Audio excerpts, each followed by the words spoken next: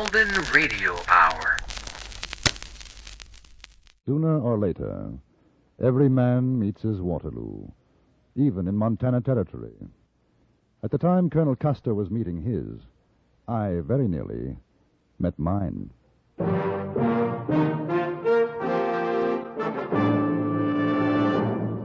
Frontier Gentlemen.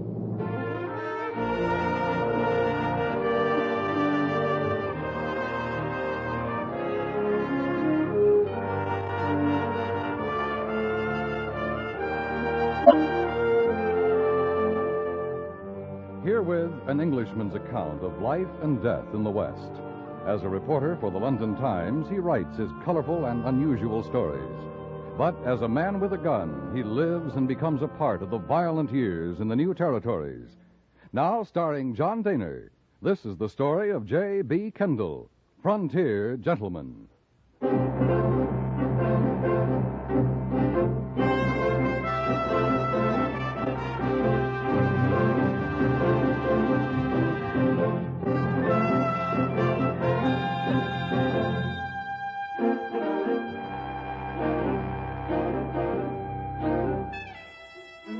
I had received permission to accompany a troop of soldiers and packers up the Yellowstone to the mouth of Rosebud Creek, and through the kindness of a Lieutenant Snow, in charge of the supply depot, had found quarters aboard the river steamer Far West.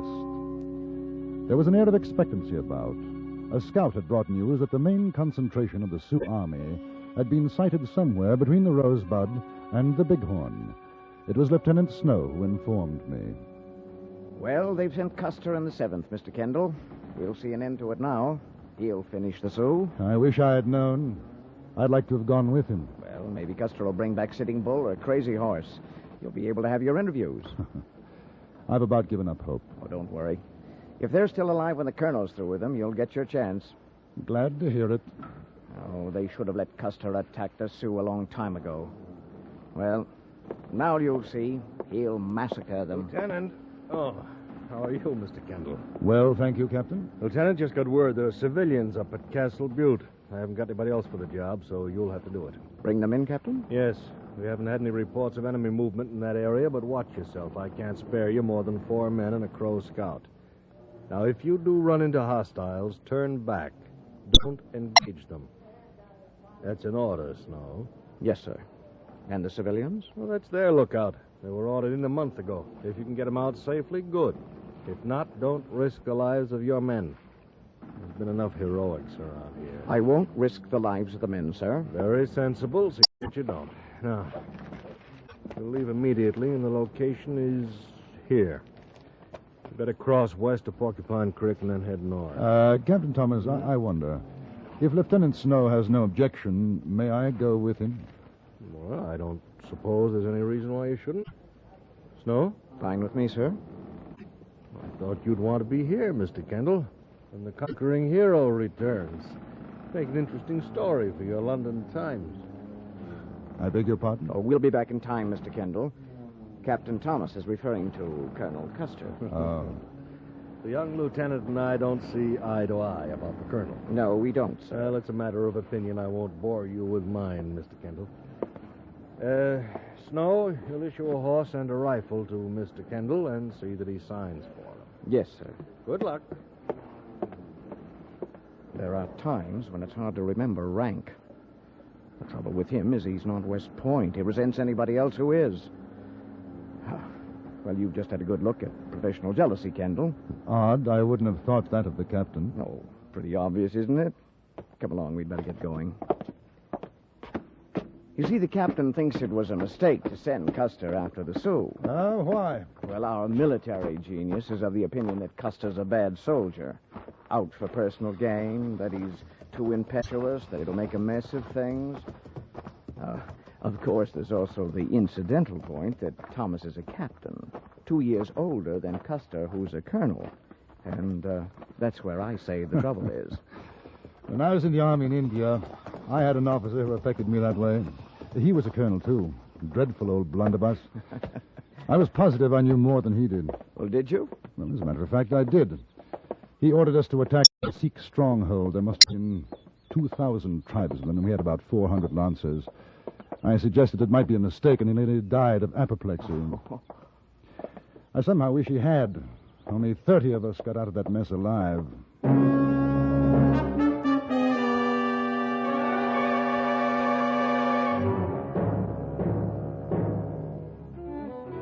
Our destination was some 15 miles north and west of the mouth of Rosebud Creek.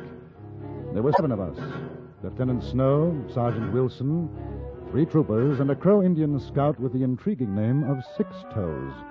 Intriguing because, as far as I could determine, he had only 5 on each foot. We had traveled fast without incident when the scout brought us to a halt.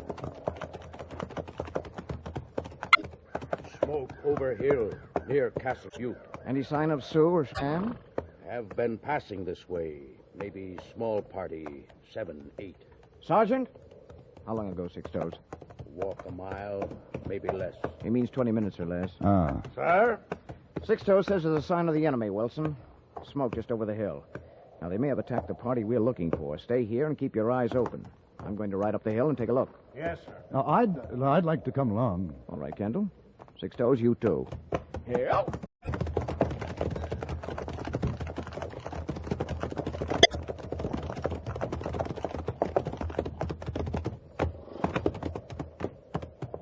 There.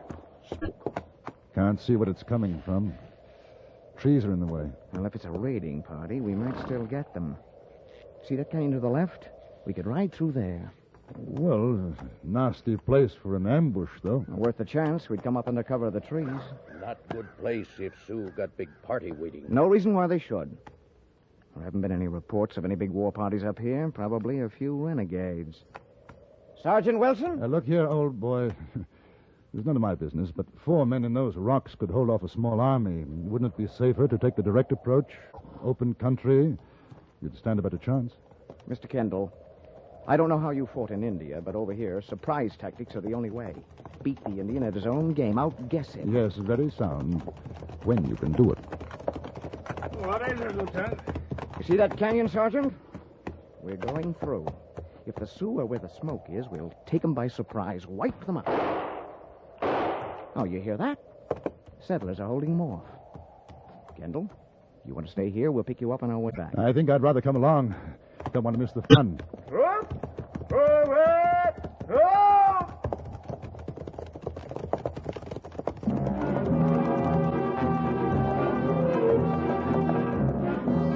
We rode down the hill toward the narrow canyon. Lieutenant Snow sitting erect in his saddle, eyes sparkling with excitement, a smile on his lips.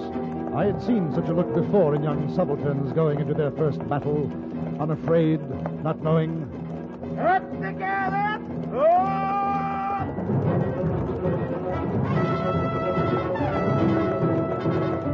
The mouth of the canyon drew closer.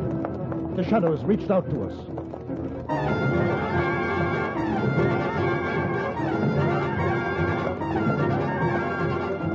Then we were in it, the walls looming on either side.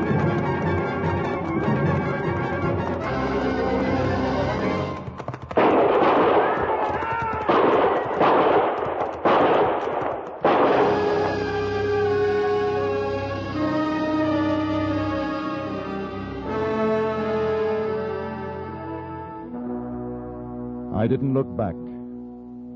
I knew from the sound of that first volley what had happened. And when I emerged from the canyon, there was only one other man a short distance behind me. It was the Crow Indian scout. Go around the trees! Don't go through!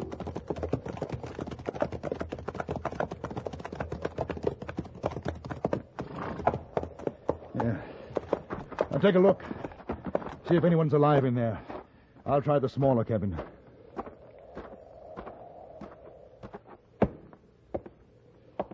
Where are the others? We didn't expect to find anyone alive. I saw you on the hill. Fired the shots. I was afraid you'd go away. We'd better go inside. All burned in other cabin. He's an Dead. Indian. He's not coming in. Six Toes is a Crow scout for the army. A friend. I heard shooting in the canyon. Did the soldiers kill them? I'm afraid not. We were the only ones to escape. They saw you. That's why they left. Now they'll come back. How many were there? 7 to begin with. We killed 2. Well, it's not so bad. You should be able to defend us quite nicely, I think.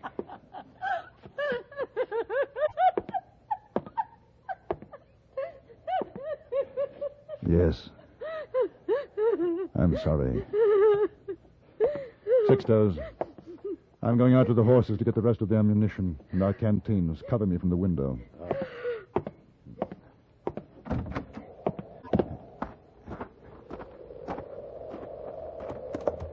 Oh, there, Ho. Oh, boy. Quiet.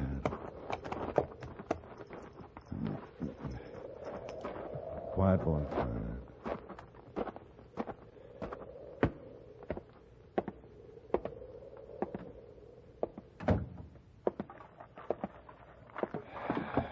There. I'm sorry. That was a very foolish thing to do. I'm all right now. Good. I've got a gun and ammunition. I know how to shoot. Couldn't be better. Sixtos, keep watch where you are. The lady and I'll take this side. My name is Amelia Mitchell. How do you do? I'm J.B. Kendall. Did you see a little boy out there? In the other cabin? No, but perhaps he... He was in there. With my brother and the other men. They were putting up a stockade when the Indians started to shoot. I was in here getting some nails. I saw what happened through the window. It was so quick. Then there was the fire. And the cries. I hope he died before the fire. Your boy?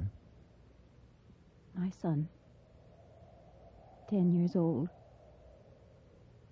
It's not right, is it? No, it's not right. You, tall man. Yes? Indians coming. Cheyenne. See them through trees. Where? Wait. You see.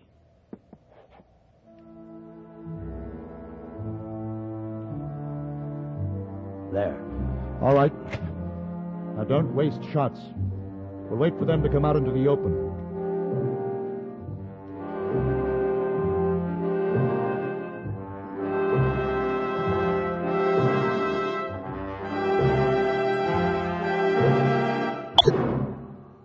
In a moment, we return to Frontier Gentlemen.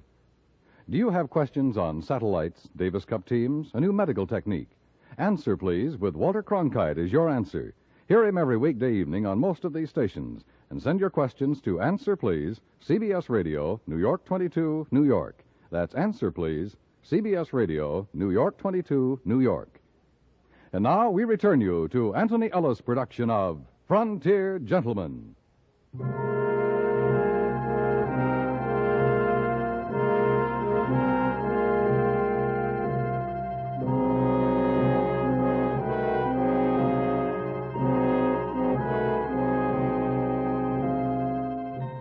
We waited for the Cheyenne to come out into the clearing, away from the cover of the trees, but they didn't. Neither did we get a chance for a decent shot at them. The sun began to go down. Shadows lengthened.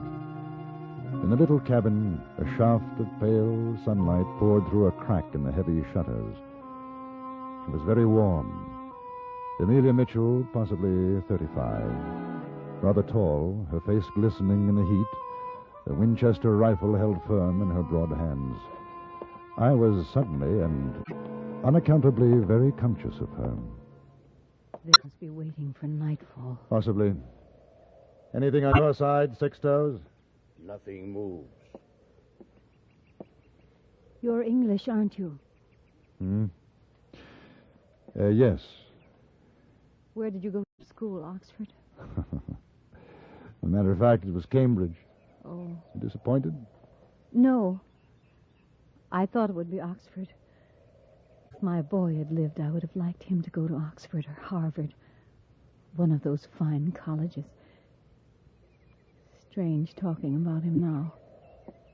As though he'd been gone a long time. I suppose I never did have him, really. Not really. Was your husband in the other cabin? No. I've never been married. I came out here with my brother. He thought it would be best for us, my boy and me. Best to make a new life. Oh, well, You don't have to be embarrassed now. The book is gone. I'm glad to talk about it. I was a school teacher. After the war, I met a man. He was a returning hero. It was lonely. I never saw him again after that one time. You could have married. No. A decent man wouldn't have wanted that. Well, for me, there was somebody in England. I suppose not quite the same thing, but she married somebody else. I think I felt very much the same way as you did. It was a mistake. It's funny, you and me, you and I, talking like this. What were you doing here? My brother and the others were in partnership, mining. We thought we might have found a rich vein. Well, when this is over, you'll be very rich. Do the things, see what you've always wanted to, go to Europe, England.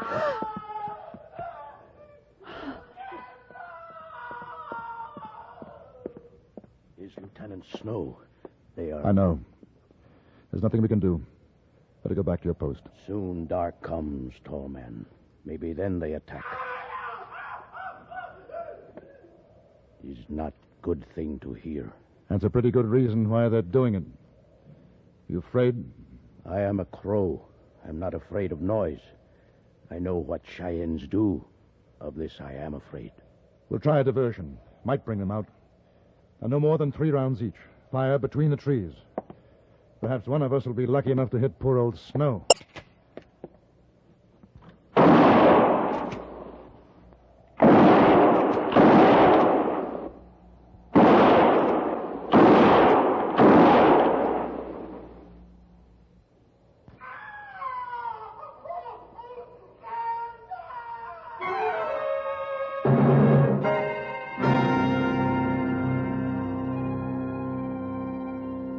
It was no good. I knew that with darkness they would come. There would be no moon. They would wait and then set fire to the cabin. If we tried to run out, it would be mercifully quick. A bullet, nothing more. I'm not sure what it was that made me decide, the sight of the woman standing next to me or the sound of Lieutenant Snow's agony. But suddenly I knew what had to be done. Look here. We can wait until they burn us out, or we can do something. Six-Toes, will you go out there with me? We are 2 against them. Woman, no good. She will stay here. I'm not afraid to die, as my father has done fighting Cheyenne, but would like to take one scalp with me, tall man. In a few minutes, it should be dark enough. If we can get out of here without them seeing us. And no rifles. We'll take our pistols, but I don't want to use them unless we absolutely have to. Hatchet? And knife, quietly. Is good. Now, the back window. Then cut around behind them in the trees. They not think white man will do this. Well, I hope not. Woman fires into trees many times while we go. Yes, and keep it up for a minute or two. Give us a chance to get out there. All right. I think you know what to do if we don't come back, Miss Mitchell. I know. Goodbye, Mr. Kendall. Start firing.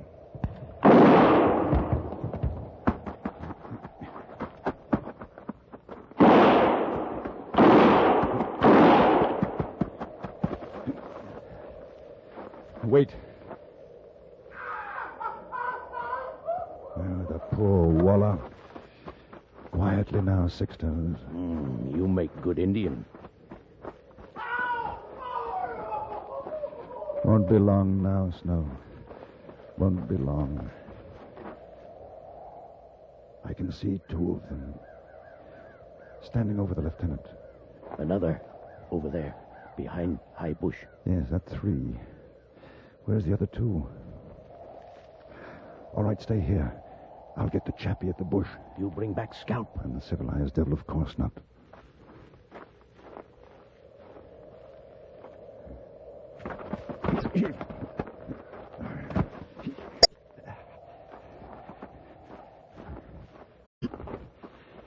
You get him. I get him.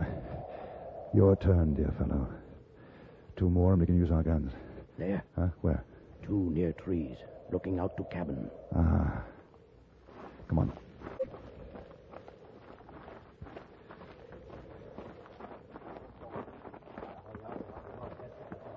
We'll never get across the clearing without them seeing us. Can you throw the hatchet? Very good at throwing. You watch. Together. 1, 2, 3. Oh, blast. Fine bloody aim you've got. Quick. Barely see them now. Shoot, and for Lord's sake, don't miss. Shoot!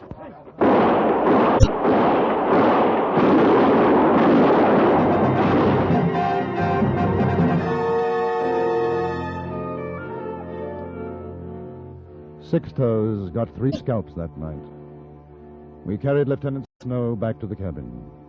That he was still alive was a miracle. It would have perhaps been better had he been dead. Amelia Mitchell did what she could for him, but he died in the early morning.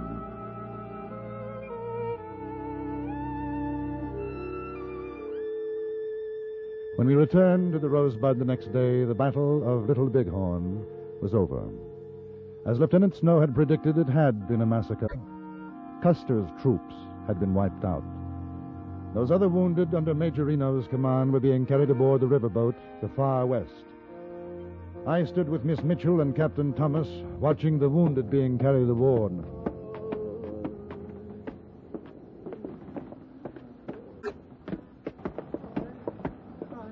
Where would they take them, Captain Thomas? Downriver to the hospital. Doesn't seem possible. 2 of my best friends are with Custer. Porter, Sturgis, both gone. I'm sorry. It was a mistake. A terrible mistake. Yes. I imagine it was. You and Miss Mitchell will go with the wounded? Miss Mitchell will. I'll see you on board. You're not going. No, I don't think so. I see. And you? I'll be able to help at the hospital. Then sooner or later there'll be a school out here. I'll teach again. Oh, you'll get married. There'll be other children, besides those in your school. I don't know. What about you? I'll be sending my story to the London Times, then I'll go north. There's a town called Fort Benton. I hope we shall meet again, Mr. Kendall. I hope so, Miss Mitchell. Well, you'd better go aboard now. Good luck. Goodbye.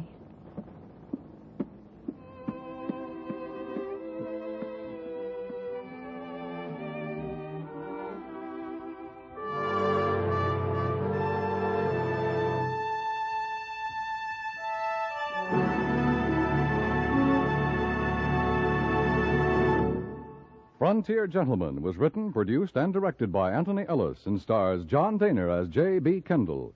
Featured in the cast were Jeanette Nolan, Clark Gordon, Lawrence Dodkin, and Jack Moyles. Music was composed and conducted by Wilbur Hatch.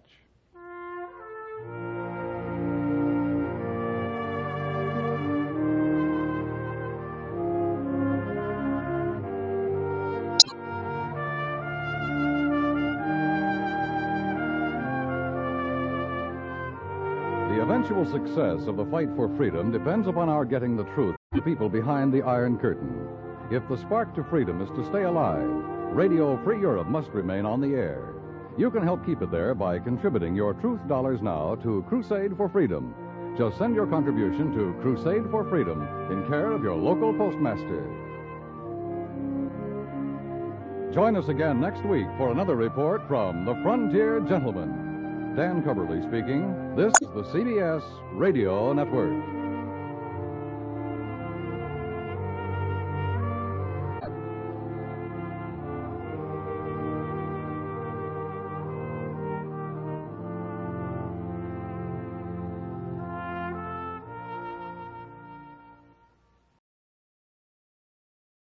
There's a fever in the mining country of Montana Territory.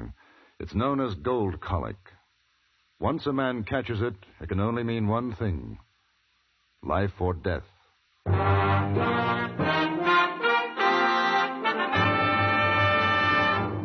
Frontier Gentleman.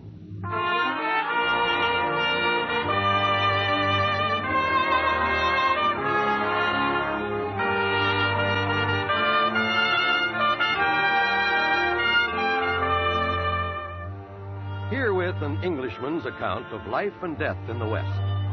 As a reporter for the London Times, he writes his colorful and unusual stories. But as a man with a gun, he lives and becomes a part of the violent years in the new territories. Now, starring John Dehner, this is the story of J.B. Kendall, Frontier Gentleman.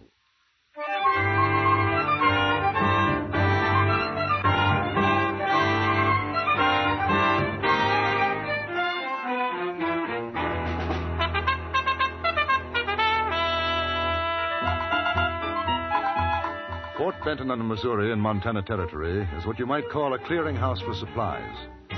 They're shipped by riverboat up the Missouri: food, clothing, guns, ammunition, whiskey, tobacco. And from Fort Benton on to the west and north by pack train and wagon. The post is also the point of debarkation for the tenderfoot, the inexperienced miner seeking the fabulous gold fields of the territories. It seemed a worthwhile spot to find a story for the London Times, and so on my arrival, I went to the office of the local newspaper, the Fort Benton Dispatch. The editor was an affable chap by the name of John Warren. He took me into his tiny office. London Times, eh? Sit down, Mr. Kendall. Thank you. Well, this must seem kind of like a tin horn paper to you. Oh, not at all, Mr. Warren. As a matter of fact, I rather envy you. My work depends entirely upon whether the editor likes my story or not. If he doesn't, I don't get paid. If he does, well, I'm in luck. Mm-hmm. Well, let's hope I can put you onto something good. That's very kind of you. Of course, the best thing you could do is to talk to some of the old-timers around. They've got 100 stories. Well, first I wondered, has there been much gold found in this vicinity? Around Benton? No, most of it's north and southwest of here. Big strikes over to Virginia City and Bannock. Mind you, there's talk, you hear it around once in a while, of gold in these parts. But I never heard of anyone striking it rich.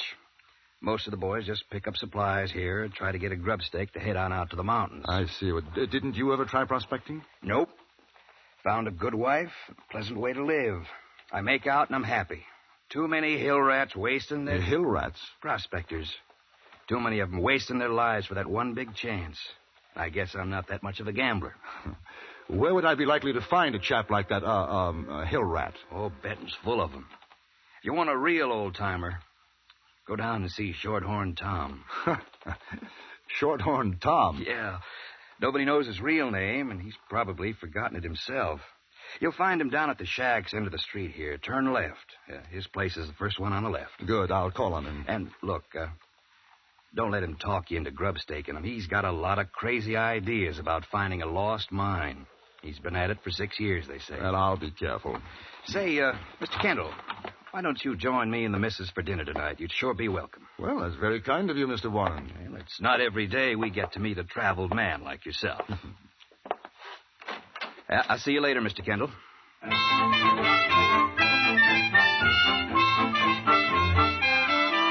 It wasn't hard to find Shorthorn Tom's place. I could have discovered it on a foggy London night by the smell alone. A ramshackle lean-to affair, it had the odor best described as rotting fermented cabbage, which a moment later I found emanated from the gentleman himself. The old prospector was the most unwashed individual I've ever come across in my life. Bleary-eyed, he greeted me at the sacking that passed for a door. Shorthorn Tom? I wonder if I could have a few words with you. What's the matter, boy? You got the heaves? No, I don't believe so. Sound like it. You want words? Come on in. Got me a mess of poop stewing. Light and rest your saddle, mister. What's your business? Well, I'm writing about the territory for a newspaper, Tom. I thought possibly you might be able to give me some information. Information? What kind of information? Oh, the Life of a miner, for example? Your life? No, I'm quite serious. You want to pay for information? Oh, well, I hadn't exactly planned on it. Then I ain't got no medicine for you. $5? Yeah, let's see it. Oh, ain't you got no real money? Never did trust a bit of paper. I'm afraid that's it. Well, better than a sack of dingbats, I guess. You want some pooch? Is that what you're cooking? Yeah, tomatoes, sugar, and bread. Lost my teeth a couple of weeks back. Can't eat nothing but. I don't think so. Thanks very much. Well, you go ahead and ask what you want. I'll eat. I understand you've been mining in this country for some time. Oh, 20 here, more other places. Got the biggest strike a man ever sees 6 years back. But I lost it. Really? Well, I'd like to hear about that. No more than 20 miles from here, too.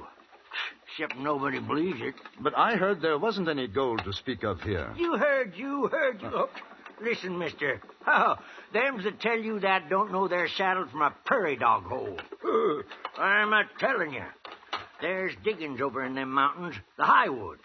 I seen 'em. I know what's there. Gold. 5,000 a ton if it's worth a cent. Well, what happened to it?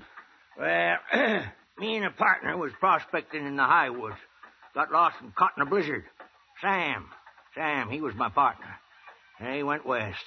Wind blew him clean off the trail, about 1,000 feet down. Well, I found a cave, see?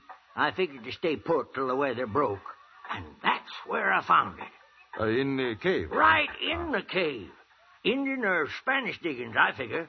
Nuggets as big as your saddle. Well, go on. Well, that's all. I brought the nuggets back. Had me some fun. Then went back to work to mine. And I couldn't find it. It's unbelievable. Sure, that's what they all say. Shorthorn Tom, biggest liar in Montana Territory. Ain't nobody going to give old Tom a grub stake to make 'em all look sick as a mule. But they must have known about the nuggets you found. Mister, a fellow who's in it rich is like to give away more than I took out of that cave. Oh, that's how they figure I got the gold. It was give to me. It's quite a story. Yes, ain't it? Now I'm between a rock and a hard place.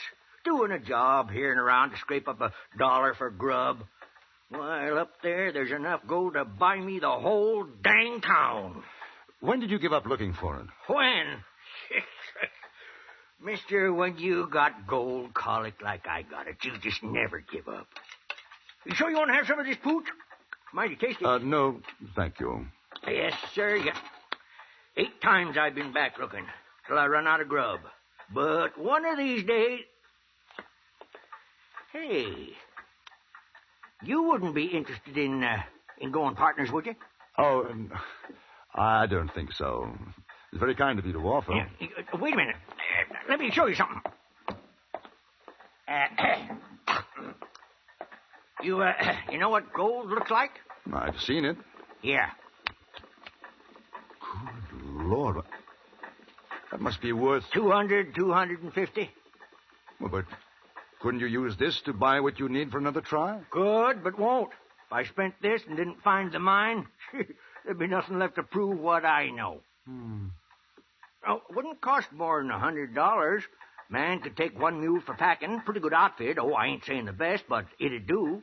Only on 20 miles from here. And how about $50? No, 100. And you know what? I got a feeling if a man wanted to put up $100, this could be the lucky time. Oh, I've been feeling it for a week. The weather's good. This trip out, I'd find it.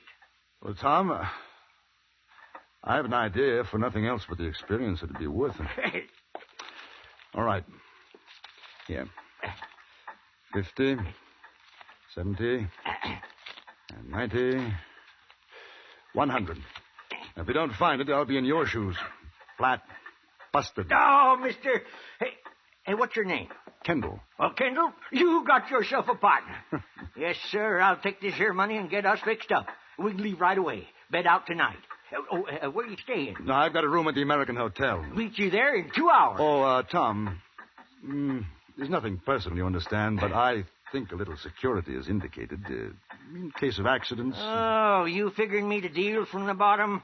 All right, I'll tell you what. Now, I'll give you the nugget, see? You trust me with your 100, I trust you with my nugget. And if I don't show up in 2 hours ready to travel, you made yourself a profit. Fair enough. Mister, you may not know it, but you're going to be one of the richest men in Montana. Or the poorest. I'll meet you at the hotel.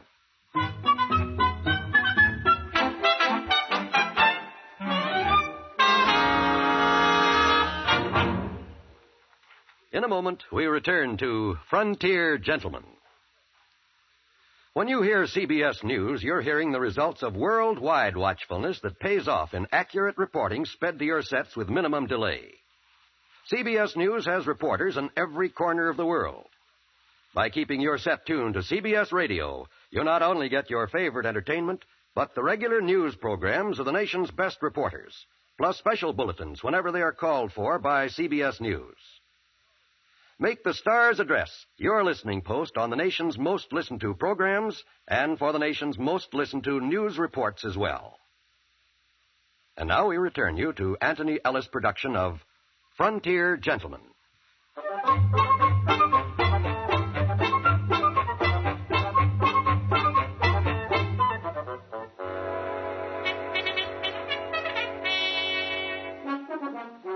I had left Shorthorn Tom at a general store to buy supplies.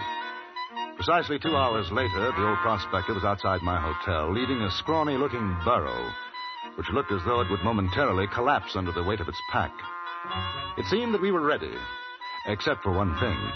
Shorthorn Tom was blind, roaring, drunk. Here you are, partner. I'm all set and raring to go. I had me a little scamper juice to kind of start things off right. Here's your nugget, Tom. Oh, you're an honest man, Kendall. Come on, let's get going. Well, if it ain't my old pal, Shorthorn Tom. Who? Oh, Kendall. You see this suck-egg dog? Calls himself Willie Sanders. Worst no good son of a gun claim jumper this or any other side of the Rockies. So you got yourself a grub stake, Tom. This fellow you're playing for sucker? Sucker? You see this nugget, you river sniper? We're gonna get more like it.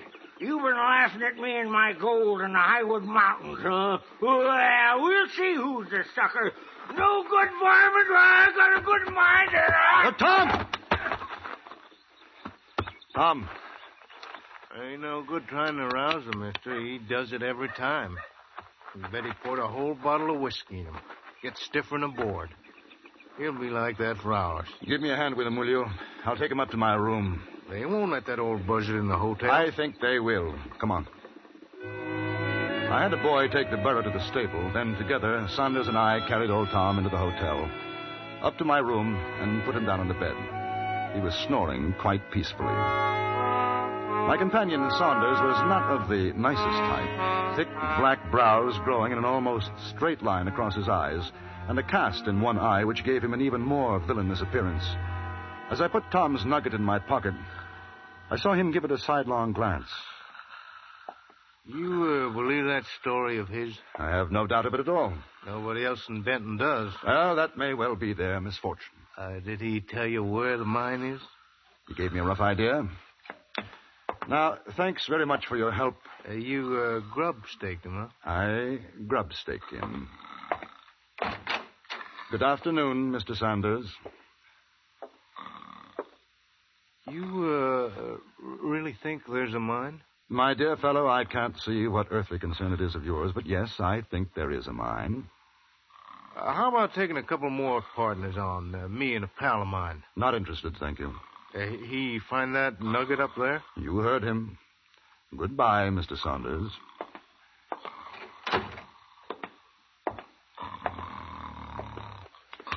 Tom.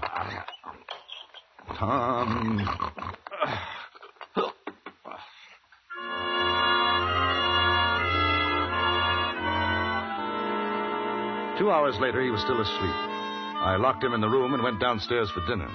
The bill came to $6, leaving me with exactly $2 in my pocket and a growing doubt as to the wisdom of my investment. I was just about to get up to leave the table when I heard a voice behind me. Hi there, handsome. Yes, you. Good evening. Mind if I join you? Why, no, not at all. Won't you sit down? I've been watching you from over there. You know what I said to myself? I said there's a real lonesome man. A real lonesome man. So I come over to make you feel better. Oh, well, as a matter of fact, I'm in quite high spirits, really. That's swell. That's real swell. I'm glad. My, you got a beautiful way of talking. Thank you. You're good looking, too. Nice and tall and good looking. Very kind of you. You know what I bet? I haven't the remotest idea. I bet you're from the East and you're going to look for gold. And I bet you find it. What do you think of that? Extraordinary. I'm Alice. What's your name? J.B. Kendall. J.B.? What does that mean? Oh, just initials, you know, J.B. Everybody calls me J.B. I like that. It's strong. J.B. Would you like to go someplace quieter to talk, J.B.? Not particularly. You see, I have a friend upstairs in my room. Oh? No. You don't understand. A gentleman. Not feeling too well. I am sorry. Then if you like, we could go to my place. Charming thought, but not tonight. You don't like me. Well, to the contrary, I find you irresistible, but I must say I question your motives. Run along, dear. Your friend, Mr. Saunders, is much too interested in our conversation. Saunders? Who's he? The gentleman behind the pillar, see? I saw you come in with him before. Would you be good enough to give him a message? Just say, no partners. Good night.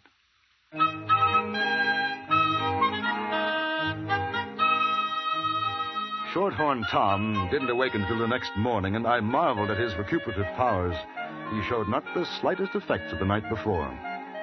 We collected our burro and left Fort Benton at sunrise and started south toward the Highwood Mountains.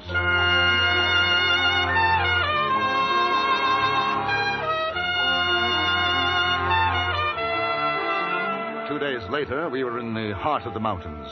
Tom was in excellent spirits. He seemed to know exactly where he was going. You see that gulch below?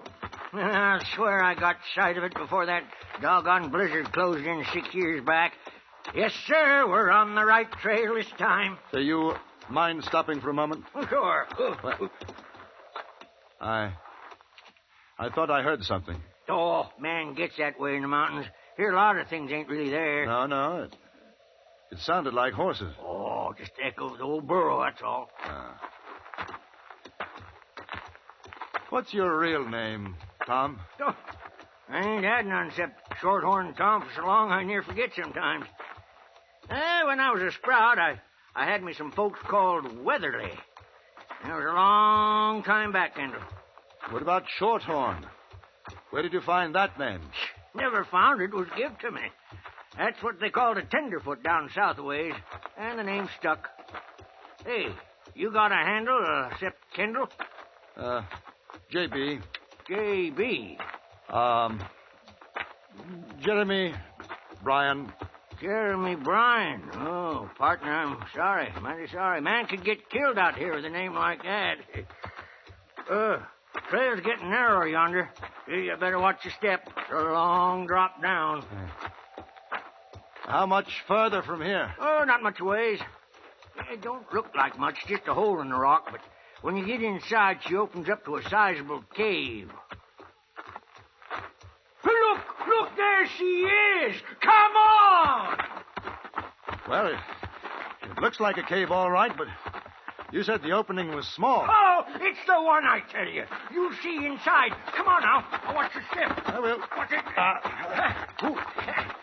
Yes. Yes. No, I can't exactly recollect whether it was on this side or the other. Can you see any sign of diggings? No. Oh, might have been a fall covered it up. Say, I'll use my pick here. You try where you are. We stayed there, working, digging at the solid walls of that cave for over 3 hours. Tom must have known it was hopeless, but he wouldn't give up, only shouted words of encouragement to me and dug into seams the harder with his pick. Then quite suddenly he stopped.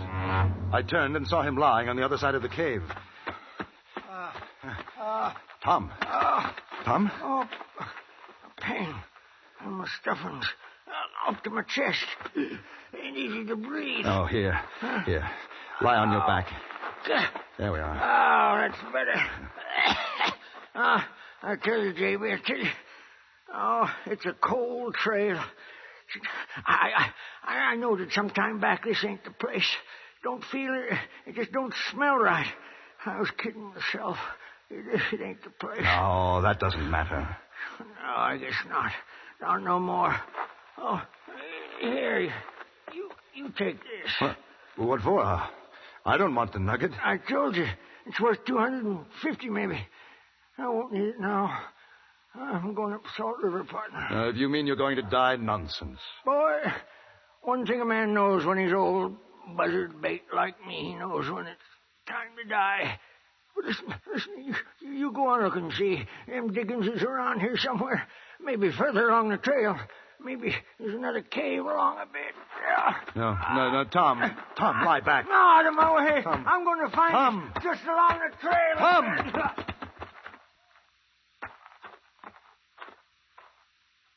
That old Tom, he sure had the gold colic bad, didn't he? He dead, Sanders? Sure he's dead. Don't you figure, mister? Yes. Me and my partner here, we come up to see how you was doing. Didn't find the mine, huh? No, we didn't find it. Well, there's still the nugget. I seen him give it to you. Hand it over, huh? Gentlemen, I feel rather sad about Tom's passing. Be good chaps and let well enough alone. You kidding with that talk? Oh, he's a dude. He can't help the way he talks. You give us the nugget, huh?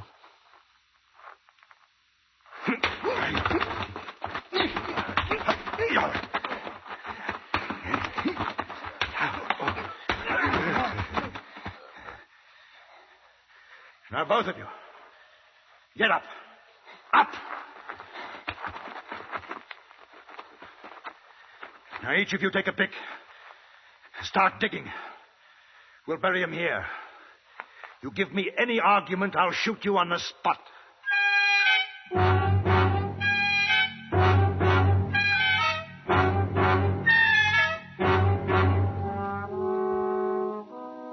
After Shorthorn Tom was buried, I took the horses belonging to Sanders and his friend and started back to Fort Benton. I had the idea the walk would do them good.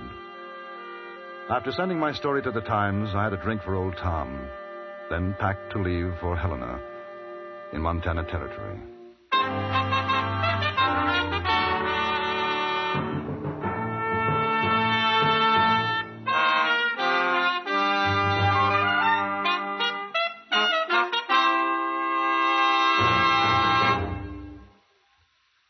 Frontier Gentleman was written, produced, and directed by Anthony Ellis and stars John Daner as J.B. Kendall. Featured in the cast were Joe Kearns, Don Diamond, Virginia Gregg, and Herb Ellis. Music was composed and conducted by Wilbur Hatch.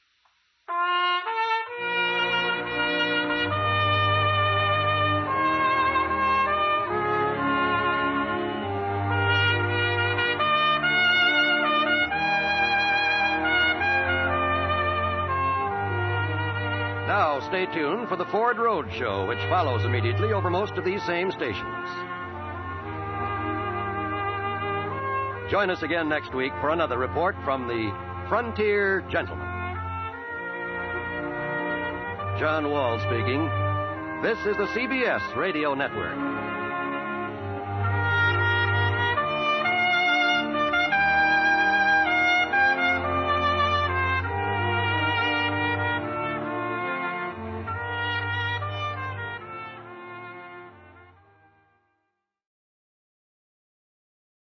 In the mining country of Montana Territory, it seems that it's one thing to find gold and another to claim it as your own.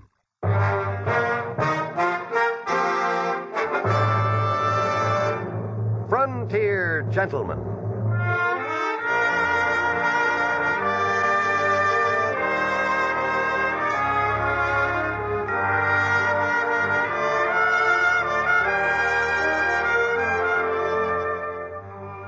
Herewith an Englishman's account of life and death in the West. As a reporter for the London Times, he writes his colorful and unusual stories. But as a man with a gun, he lives and becomes a part of the violent years in the new territories. Now, starring John Daner, this is the story of J.B. Kendall, Frontier Gentleman.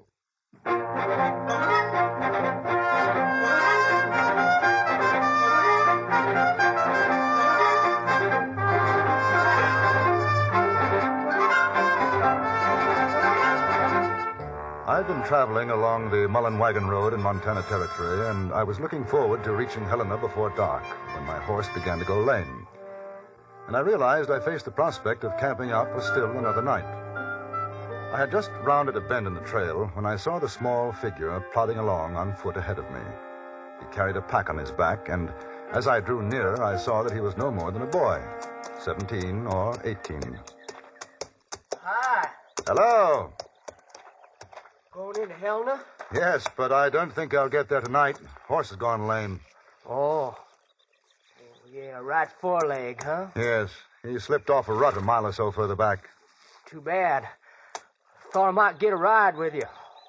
There's been many wagons along today. No. How far have you walked? Mostly from Fort Benton. Got a couple of rides day 4 yesterday. Say, you don't happen to have any food on you? I ain't got much, but I could pay $1 or $2, I guess. Oh, I've enough for the two of us. You better save your money. Oh, that's mighty nice of you, Keep your eyes open for a decent bit of ground, and we'll make a camp. About half a mile beyond, we found a somewhat sheltered spot a little way off the trail. The youngster, his name was Bill Richmond, gathered wood, and I prepared the food. It was almost dark by the time we had finished. Well, that was as fine a meal as I've ever eaten, Mr. Kendall. And I'm glad you enjoyed it, Bill. Did you smoke? No, sir. I haven't found a taste for it yet. Well, you've got time. Take my advice. When you do, use a pipe. Yes, sir. Where'd you come from? Kentucky. A long way. Yeah, I run away from home. It wasn't much of a place. I figured I was old enough. And you came out here for gold? That's right. Hey, you make any strikes, Mr. Kendall? No. I'm not a prospector. How did you get to Fort Benton, Bill? I worked my way up one of them river boats. I sure learned plenty about gold mining from some of them fellas. You know what it says there's places in this country where you can pick the gold right off the ground. I imagine the trick is to find those places. Oh, I will. Of course, I don't mind digging some if I have to. I wish you luck. Hello. Sounds as though we have visitors. How are you? Me and my pals saw the light of your fire off of the trail. You mind company? No, not at all.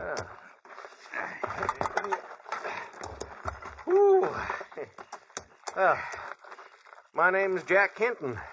This is Rod Goodall. Howdy. And him with the long face there, that's Dauncey Abbott. How are you? J.B. Kendall. The nipper is Bill Richmond. Howdy.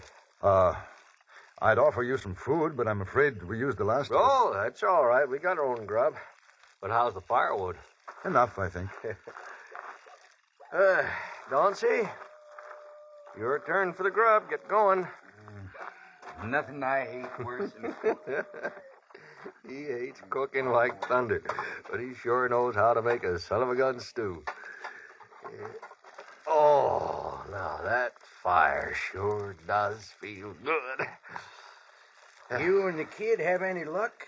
Find any traces around here? As a matter of fact, Mr. Goodall, I haven't been looking. I'm on my way to Helena. No, Bill is the prospector. Oh, that's so?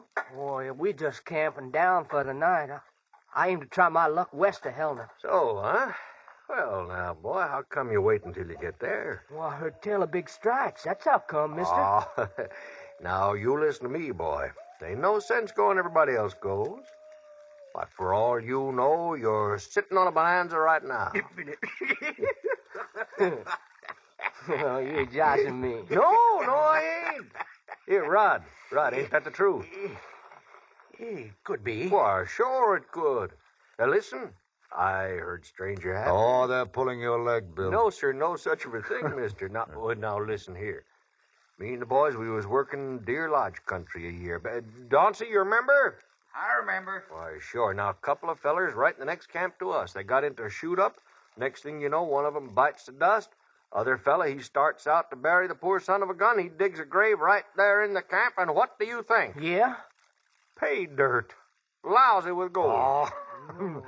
Mr. Hinton, you'd take first prize with that one. In a minute, you'd have me believing you. Oh, but that's the truth, though. Oh, we've seen stranger things than that. And that's a fact.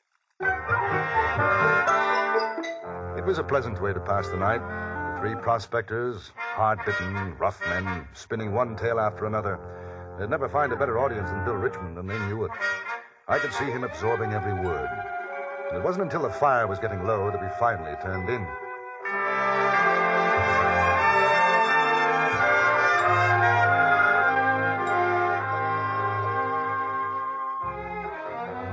At first, I thought I heard the shouting in my dreams. I found it! And then I I knew that I was awake, and it was beginning to grow light in the east. I struck it, Mr. Kendall! Looky here! I'm rich! I made it! What are you talking about, Bill? Just like they said here! I found it! Found what? The gold! The gold! Gold? Boy, what's the gold? What? Look, Mr. Hinton! Mr. Hinton, sir, look here, gold. Gold? All night I thought about what you told me, you know? All them stores. I didn't even sleep for it. And this morning here, I got up and I walked up the gulch, and I found this. Now, let me see that. Iron pyrites, I'll bet you. May I see? Ain't it gold, Mr. Kendall? It is. The fellas on the boat, they told me what to look for. Iron pyrites, I tell you. Dauncey, fetch me the hammer. I got more in my pockets. Look at this Boy, one. will you shut your mouth a minute? Where'd you find it? Surface? No, kind of sticking out of a rock in a gully. I can show you. Well, I'm sure obliged to you, Mr. Hinton. Use the hammer. If you want my opinion, you're wasting your time. That's gold. Sure it is, Mr. Kendall. It don't break. It's soft. Ain't no alloy in it neither. No silver or copper. Look at the color. Pure gold. Show us where you found it, boy. We followed Bill into a gulch which began no more than 100 yards from the campfire. He turned into a shallow gully and stopped. I could see where he had cut into the rocky bank with his pocket knife. And I could see something else, too, in the faces of the men who stood over him, the guarded tones of voice. Bill, I would say that you've hit it. That's a fact. Ain't no question in my mind. No telling how far that vein goes. Say, don't think I'll forget you fellas, 'cause I won't. I'm going to make a fine present to all of you. Well, that's mighty thoughtful, boy, mighty thoughtful. I imagine one stakes out a claim now. Isn't that so, Mr. Hinton? Then register it in Helena? Yeah. Yeah, that sure is, Kendall. That's the thing to do. Yeah. Bill, I don't guess you'd mind if me and the boys take a look on up the gully a ways, would you? There should be plenty for all of us. Oh, no, sir. You go right ahead. I ain't no hog now. I got all I need right here. Good. Then we'll help you then make out the claim, all proper and legal. Well, that's fine. All right, let's go, boys. Oh, Kendall, you coming? In just a moment. Mr. Kendall, listen. I owe you plenty picking me up, sharing your food with me and all. I'm cutting you in for a share of this. Oh, no. It's yours. If there's more here, I'll stake my own claim. No, you don't have to. Now, this here must be worth hundreds and thousands. Listen to me, Bill. The most important thing is for you to register that claim. Get title to it. You understand? Sure. All right. Have you got a gun? No, I ain't got no gun. Well, you know how to use one. Well, I guess so, but... I'd take it, just in case of accidents. I'm going with the others now. If any more strangers come, don't tell them what you found. All right, Mr. Kendall. You better go back to camp now. Wait for me there. Sure. If you say so.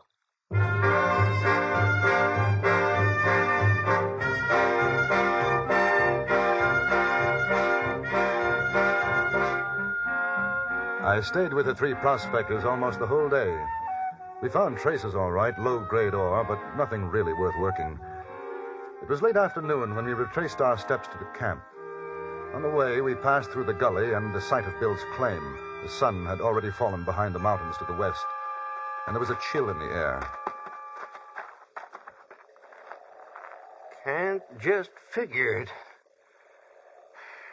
Just the one vein. Possibly it's a question of digging. Seems to be a number of gullies running off. We looked around these parts a couple of years back. Remember, Rod? That's right. I'd swear what the kid found's a freak.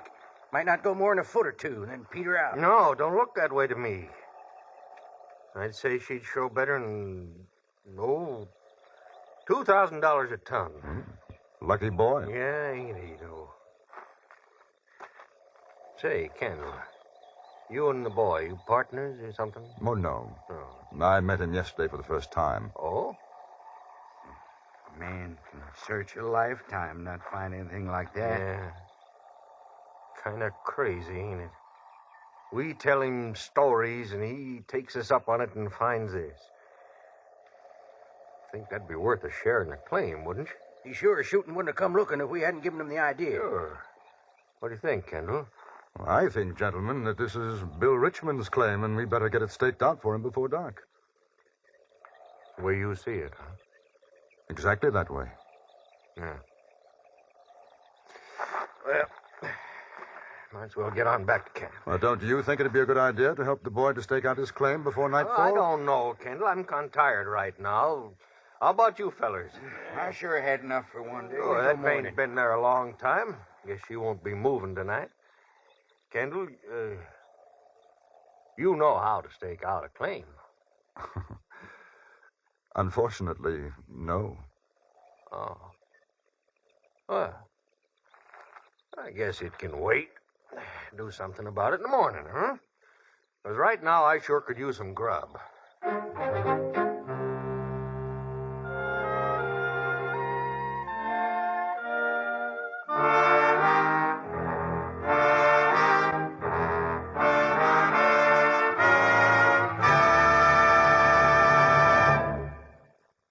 In a moment, we return to Frontier Gentlemen. A suspense story starring Agnes Moorehead and the latest action-packed adventure with insurance investigator Johnny Dollar are two of the exciting dramas waiting for you on CBS Radio today. If you like your listening on the thrilling side, don't miss Agnes Moorehead on Suspense. And don't miss Johnny Dollar's tense tangle with a spy ring on most of these same stations today. And now we return you to Anthony Ellis' production of Frontier Gentlemen.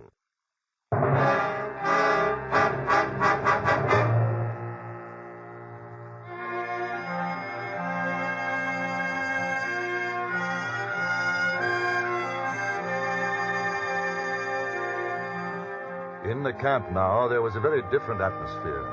Sullen, I think is the best word for it. A subtle hostility had settled like a gray mist. I saw the men huddled together as Bill and I prepared the campfire, and I had a pretty good idea of what they were talking about. Oh, she's going fine now, Mr. Kendall. Listen to me, Bill. I think we may be in for a bit of trouble, and no matter what happens, keep your head. How come? No time to explain now, you'll see. Just don't lose your temper. Bill. Yeah, Mr. Hinton? Bill, me and the boys been talking. Now, we figure while it's still light, you ought to get that claim staked out all regular. Oh, yeah, that's fine with me. Now, of course, doing you a service like that, seeing how you nor Kendall know about such things, we reckon it ought to be worth something to you. Oh, that's all right. I don't want something for nothing. There, see? See what I tell you, boys? He's a good kid. You was right. What do you think such services are worth, Mr. Hinton? Even shares all around. Cut you in two, of course, Mr. Even Kendall. shares? Just a moment, Bill. Pretty expensive, isn't it? I imagine a lawyer wouldn't charge that much. Ain't no lawyers round here, is there, Jack? No, sir. Now, Bill, it's kind of like protecting your rights, you see? Because if anything happened and you didn't get your claim registered, why, the next feller comes along, the whole thing would belong to him, you see? Rather awkward situation, isn't it? It sure is. We're taking the gamble as much as you, kid. Why, heck, that vein might not be worth nothing a foot down. I was under the impression you thought it would work out to about $2,000 Now, a ton. look, mister, we're doing Well? business with the boy, not with you. I'm representing his interests. That right, Bill? Yes, sir. Since when? About the same time as you decided to help him register his claim, Mr. Goodall. Now, what's your deal with the kid? We have a gentleman's agreement. Pretty smart. And you come in for half. Presuming that I did. That still leaves him half, which is a lot better than a fifth share. As it happens, I have no intentions of doing so. You believe this dude, kid? Yeah, I believe him. No, we ain't getting nowheres. Dauncey might as well get going on the grub. I did it last night. Well, do it again. It ain't my turn. Come over here. You too, Rod. Have you got the gun on you, Bill? Yeah, stuck in my belt here. Now keep your jacket buttoned. Don't let them see it. You figure they're going to take my gold away from me, Mr. Kendall? I think they'll make a good try. Well, I ain't going to let them. Keep your voice down. I'm sorry, sir. That sure gets me mad, though. I heard about claim jumpers, but I never expected to run into them this quick. The price of fame and fortune. Well, they're going to have to kill me to get mine. Well, let's hope it doesn't come to that. The conference is over. All right, me and the boys got an offer to make. Happy to listen to any offer. You and the kid take 50%, we take 50%. I'll make you a counteroffer. You take nothing, I take nothing. Bill takes all. You see, I told you. Now, look, mister, you ain't in no position to make an offer. Till that claim gets registered, it don't belong to no one. Now, if me and the boys decide to stake it out for ourselves, what are you going to do about it? I imagine there'd be some shooting, don't you? You only got one gun. We got 3. Would you like to draw first?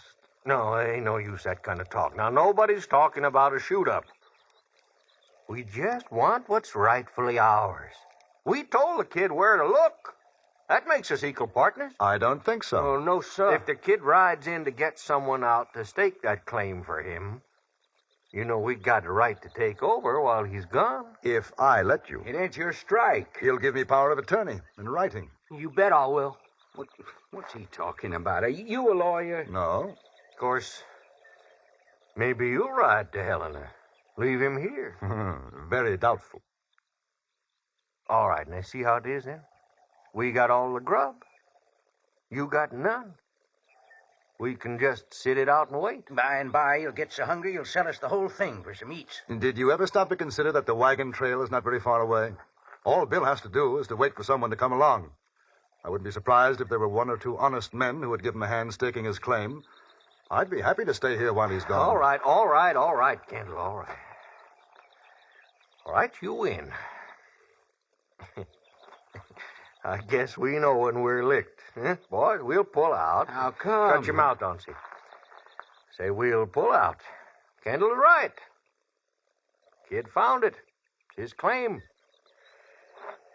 And just to show you, Mr. Kendall, that there's no hard feelings, we'll leave you some of our grub. How's that? Extremely kind. Well, I'll pay for it, Hinton. What do you figure it's worth? No, kid, it's a present to you. To make up for what we tried to do to you. Sort of a conscience salve, huh? Yeah, that's right. Yeah. Well, come on, boys. Let's get moving. I didn't have the heart to laugh at Hinton's clumsy attempt to put us off guard. They packed their belongings and within 10 minutes were riding off down toward the Mullen Road. At the same time, I had no illusions about our somewhat uncomfortable position. You figure they'll come back? I think there's no doubt of it. I'm sure glad I got this here gun, then. I hope you don't have to use it. Y'all want me to get started on the grub? Yes, you might as well.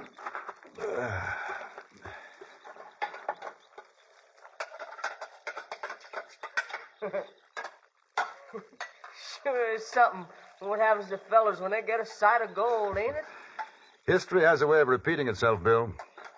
I went through something like this only a week ago in Fort Benton. You know what I'm going to do if that stock's really worth something? I'm going to sell out. You know, I'm going back to Kentucky. I'm going to fix things up just fine for my mom and pa. And the kids. Brothers and sisters? Oh, yeah, a whole slew of them. 8. That's one of the reasons I took off.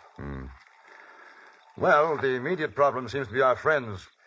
If I send you to Helena now, they might be waiting for you. On the other hand, if I go, they could come back here. I'm feared either way. No doubt. But your claim won't be worth much to you if you're not alive to enjoy it. Mr. Kendall, Hmm? what are you doing in Montana? Oh, nothing much, really, Bill. I think the word is drifting. I drift about. Do a little writing for a newspaper in London. London, England? Mm-hmm. So, you know something? I never did learn reading and writing. That's something else I'm going to do when I get back. It's a good idea. But we'd better make preparations to make sure you do go back. As far as I could determine, their most likely line of approach would be up a shallow draw. We packed everything we could find under our blankets to make it appear we were asleep in the clearing. An hour passed. The moon rose. Mr. Kendall. Yes. Yes, I heard it. Take out your gun, but don't shoot unless I tell you to. All right, sir. And keep down behind the brush. Now, boys, get him.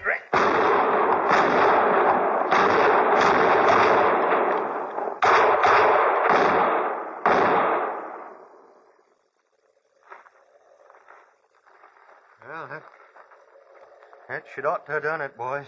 No. What? Wait a minute. It ain't them under the blankets. It ain't. Just a lot. Drop your of guns, fellas gentlemen. Stand just where you are. We was just coming back to see you was all right. Your thoughtfulness shatters me. I told you it wouldn't work. Pick up their guns, Bill. Sir. Now, gentlemen, we'll wait until it's light enough. Then you are going to stake out a claim. It'll be in the name of William Richmond. Are there any objections? Good. All right, make yourselves comfortable. And then while we're waiting, perhaps you'd like to tell us some more stories.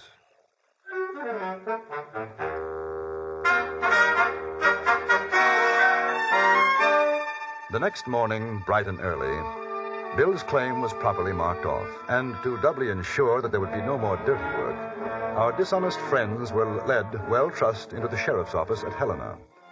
Bill's strike didn't make him a great fortune, but it was enough to take him home a richer man than he came out. I allowed him, under the circumstances, to reward me, and he did, very fairly. $1,000.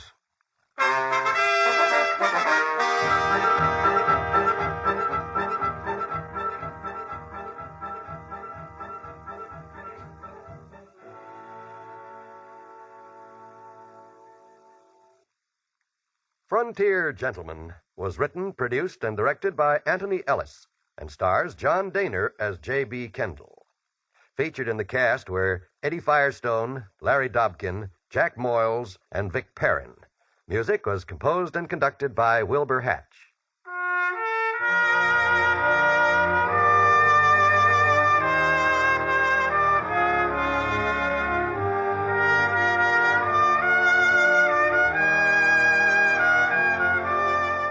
Right after the Ford Roadshow, which follows immediately on most of these same stations, stay tuned for the New York Philharmonic concert performance of Elektra. And join us again next week for another report from the Frontier Gentlemen. John Wall speaking. This is the CBS Radio Network.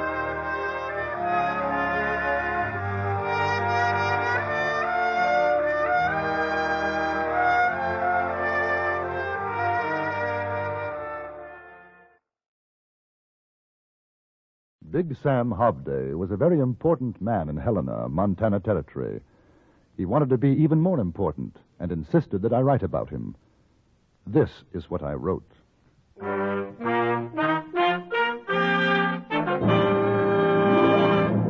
Frontier Gentlemen.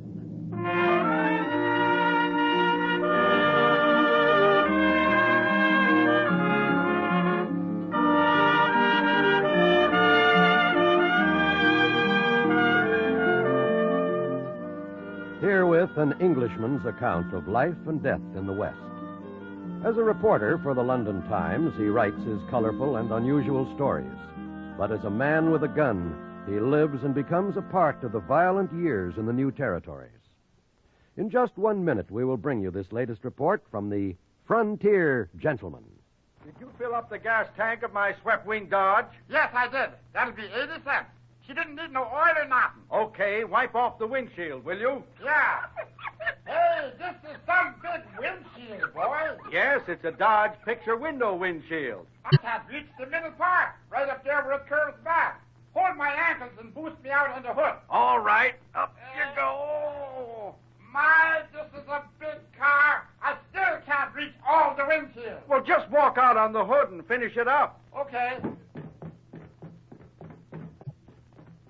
Boy, you must be rich to own a big car like this. Well, actually, Dodge costs less than 59 different models of the low-price field. I just got all the car I was paying for. I forgot my squeegee. Here it is. Why, I could afford a Dodge. Come on, we'll see a Dodge dealer. Well, pull up to the pump and I'll swing down.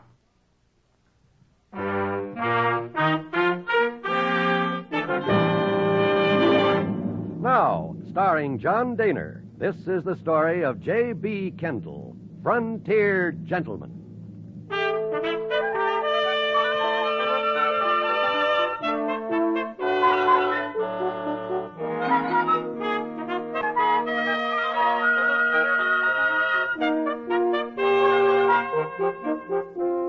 I had been 4 days in Helena, the capital of Montana Territory. It fascinated me, this lusty city which owed its very existence to the discovery of gold. It was the evening of that 4th day that I was made aware of the fact that my presence in Helena was a newsworthy event. I was eating my dinner in the Hotel Colorado. Mr. Kendall? Yes? The name's Coleman. Don't think we've met. How do you do? I'm manager of the hotel. Thought maybe you'd like to see this. Rocky Mountain Gazette. Oh? Right there, see? Oh, yeah. Yes, sir. Correspondent for the London Times visits our fair city. That's you. Well, I wouldn't exactly I got say the whole story about you and the kid and them claim jumpers you brought in a few days back. It has. You know, we're mighty proud to have a visitor from foreign shores with us, Mr. Kendall. Anything I can do for you, you just sing out. That's very kind of you, Mr. Coleman. Will you be staying a while? Oh, no. No definite plans. I'd like to do 1 or 2 stories from here. Yeah, kind of put Helena on the map if you did. Mm-hmm. You might mention my hotel while you're at it if it's not too much trouble. No trouble at all, Mr. Coleman. That's fine. I'm obliged to you. Much obliged. Now, you be sure... Something wrong? Those fellas just come in. Walking over to the bar. Ed Jeffers and Tucson Willie. Big Sam's boys. Big Sam? Hey, you've been here 4 days and you ain't here to Big Sam holiday? Should I? He kind of runs things, him and his boys.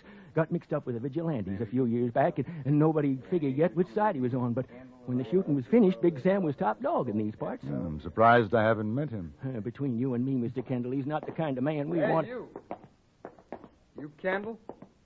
Yes, that's right. Good evening, Ed. You shake your hocks, Coleman. Me and Tucson here, we want words with this fellow. Sure, Ed, that's fine. See you later, Mr. Kendall. You want to talk to me? It ain't us, Kendall. Big Sam. Really? Big Sam? Yeah. All right, let's go.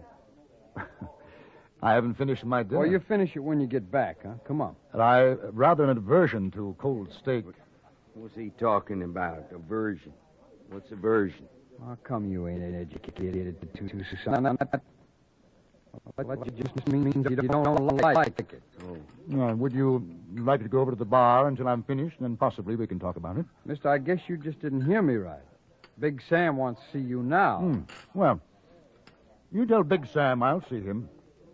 He can come to the hotel in the morning. Man, you shouldn't ought to even think like that, let alone talk it. Hey, Tucson, this place is getting real fancy.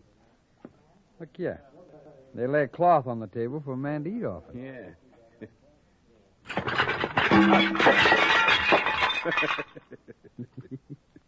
You know, I seen a fella do that once. He whooped the cloth off and not a dish was broke. It stayed right there on the table. I'm sorry you did that. Mister, You try and draw iron, I'm going to shoot you full of daylight. Tucson's got the drop on you, Kendall, for a fact. He's an awful fast gun. So I see. This friend of yours, Big Sam, he must be rather anxious to see me. Oh, sure. Big Sam just wants a nice, quiet talk. Ain't that so, Tucson? Yeah. So let's burn the breeze out of here. I was relieved of my gun, and we left the hotel. I noticed that most of the men passing by gave my companions a hurried nod and a wide berth as we made our way down Main Street toward a saloon. It was called a Bonanza, and from the look of the business that was being transacted at both bar and gambling tables, the name was a fitting one. I was taken upstairs and shown into a quite gaudily furnished room. Sitting behind a table was one of the largest men I've ever seen, literally shoveling food into his mouth. Lolling on a couch nearby, a woman of rather extraordinary proportions was sipping champagne. Oh, Kendall, you had your dinner? And I was having it. There was a slight interruption. What's the matter, you Jeffers? Ain't you got no manners? Well, it ain't our fault, Big Sam. He wasn't going to come. That's right. We had to persuade him. All right, go on, get out. Grab a chair, Kendall. All right, Millie, get a plate. Give Mr. Kendall some of them lamb fries. Best doggone lamb fries you ever ate, Ken. I'll go ahead, sit down. This here's Millie. Best looking gal this side of Chicago. How do you do? Tell you what I want to see you about, Kendall. I figured you want to write something about me in that London paper of yourn. Here's your lamb fries, Mr. Kendall. Yes, thank you. Champagne, Millie. I see the Rocky Mountain Gazette says you're in town, Kendall. That was a fine thing you done for that kid the other day. Fine thing, yeah. No good Sister Bill claimed jumpers got what they had coming. Should have hung them, though. What'd he do? I ain't read the paper. Shut your mouth, Millie. Where's your champagne? Here's your champagne, Mr. Kendall. Thank you. Now go lie down and don't bother us. So like I say, Kendall, I'm a pretty big man in these parts, and I figure folks read your paper would want to know. Well, is there something particularly interesting about you? I mean, aside from the fact that you own what is obviously a successful business? Hey, mister, this town breathes when I tell it to. Ain't that so, Mel? Sure. That's right, Mr. Kendall. I got myself one of the biggest strikes in the country. Taking out better than $1 million. How's that? Congratulations. The saloon, that's just a sideline with me. I'm a man that's going a long way, Kendall. You write about me, it'll help. Savvy? In what way? Well, I've been thinking about going in for politics, maybe being governor. Now, a story about me written right, it'd look pretty good for folks here and in Washington, reading what you say about me all the way over in England. Well, I'm afraid I couldn't be of much help. Why not? I don't write what people want me to write. I'll pay you $1,000. I don't think so. Thank you. Oh, sit down. You ain't even tasted your lamb fries. Some other time. Good night. Hi, Kendall. You going or staying, Big Sam? Staying. Well, now you go on back inside, huh?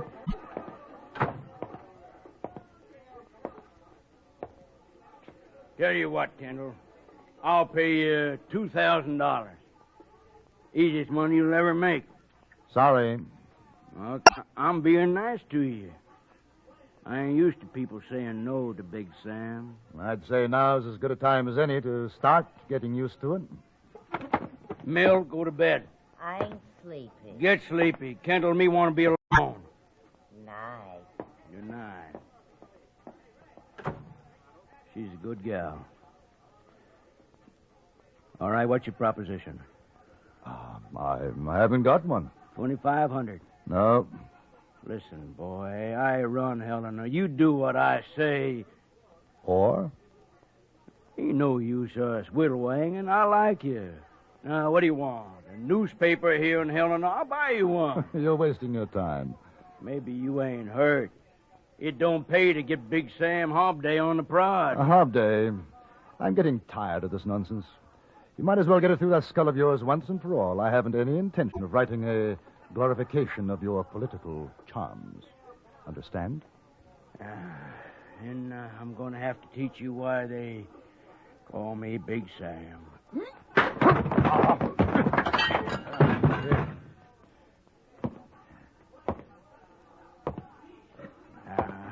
Maybe you understand now, huh? I have an overwhelming desire to see if that stomach of yours is as big a piece of blubber as I think it is.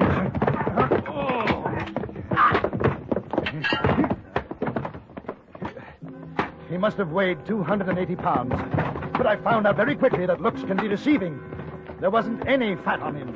He was as hard as rock, and so were his fists. I vaguely remember getting in a beauty on his nose. Then something sloshed me over the left ear, and I was finished.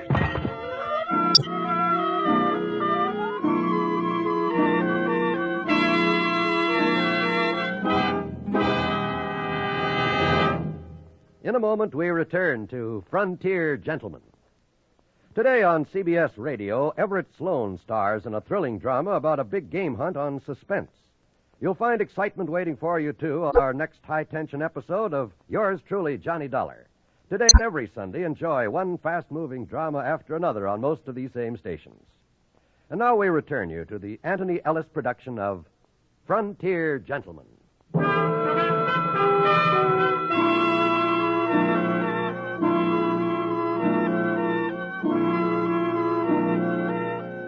I woke up to find myself lying on a very large bed.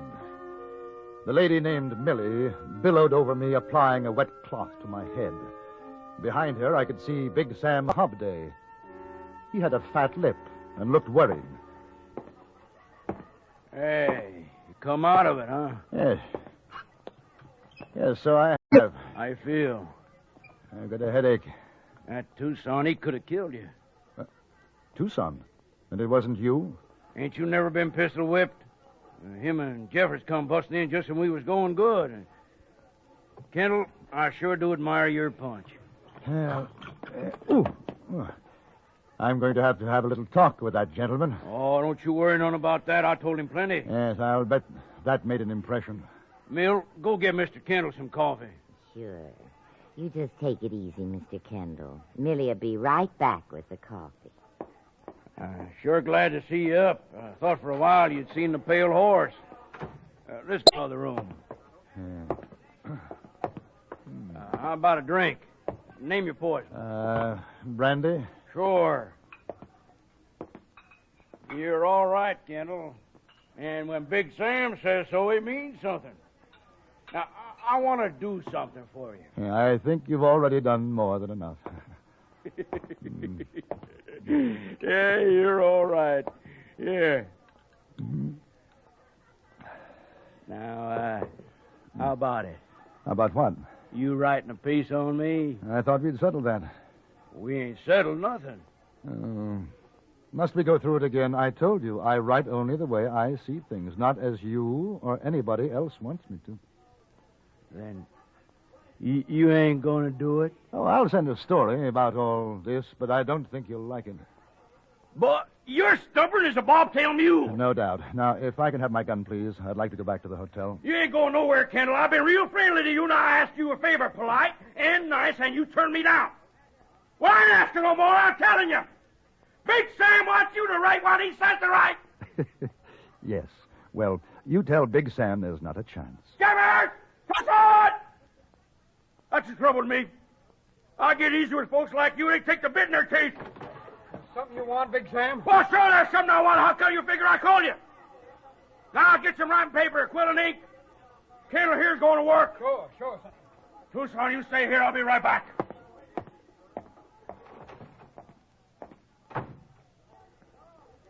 How about you sit down, Kendall? Yeah. That's fine. Don't you do nothing to make me shoot you. 'Cause Big Sam will be awful mad. Ooh, perish the thought. Here's your coffee, Mr. Kendall. Thank you, Millie. You sure are welcome. Tucson, how come you're holding a gun on Mr. Kendall? I'm watching him for Big Sam. Oh. You know, Mr. Kendall, you shouldn't ought to wrangle with Big Sam. He's a real loving man when you get to know him, that is. Why don't you do like he says, huh? It'd make him real happy to be a governor. But it would make me very unhappy. Oh. Tucson, put away that gun. Look here now, Kendall. I brung Sheriff Downer. He just happened to be passing by. Hello, Sheriff. Mr. Kendall, sure is nice seeing you again. You walked out so quick after bringing in them claim jumpers, I never did get a chance to properly thank you. Sheriff could tell you about me, Kendall. I could for a fact, Big Sam. Sheriff thinks I make a doggone good governor, don't you, Downer? Well, what I think ain't so much, Big Sam. It's the people that count. You see? Now, we all know what a fine thing it'd be if that London Times of yourn says a lot of purty English words about Big Sam Hobday. Just a point of information. Sheriff, are you aware that I am being held here against my will? Well, sure he is. As a citizen, I've been keeping you for the sheriff because you disturbed the peace. I disturbed the peace? That's right. I invited you up for a peaceable talk, and you jumped me. That's against the law in Helena. Ain't that right, Downer? If a man wants to bring a complaint, I guess it is. Now, I'm a fair man. Don't hold no grudges. As far as I can see, no harm done. So you write what I want, and I don't swear out no complaint. You know, if I didn't have more respect for the people I've met in the territory, I'd do it. What does that mean? The answer is still no. Downer, take him over to the jail. Oh, now, I got my rights. I'm sorry, Mr. Kendall. That's all right. And while we're at it, I want to serve a counter-complaint against Big Sam. Same charge. If I go to jail, he goes too. We'll settle it in court. My word against his. Ain't a judge in town going to believe you, Kendall. I'm Big Sam. I'll take the chance. You arrest me, Sheriff, you arrest him, too. He's in his rights, Sam. What do you mean in his rights? He ain't got no rights. You do like I say, Downer. We're getting a new sheriff. I got to uphold the law, Sam. If I take him, I got to take you. He's made a complaint. Downer, you get me hog wild. I'm mighty sorry, Sam. You gonna do like I say? Well, I can't. I swore to uphold the law. You remember when I was swore in? I'm warning you, Downer. It don't make no difference. All right.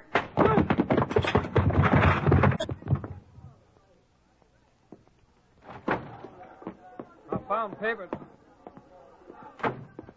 Hey, what's the matter with the sheriff? You and Tucson lay him on the bed inside. Mill, go take care of him. Felt like maybe I broke his jaw, poor feller. Now, Kendall, you see how it is around here. Why don't you just fall off and cool your saddle and write your piece? The boys will keep you company. Javers? Yeah? I'm going downstairs for a while. You and Tucson keep an eye on things. Kendall, you have that finished when I get back, you hear?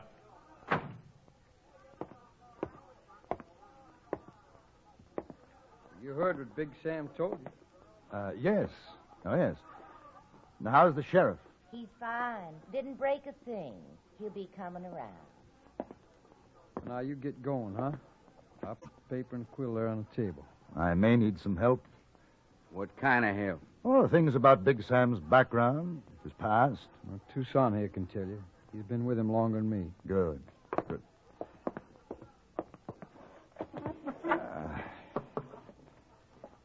Now, where was he born? Kansas, I guess. Near as I can remember. Kansas, huh? How old is he? Ed, how old is he? I don't know. Mill? He never said. What did he do before he came to Helena? Well, lots of things. Some maybe he wouldn't want you to write. Helpful. I'll just use my imagination.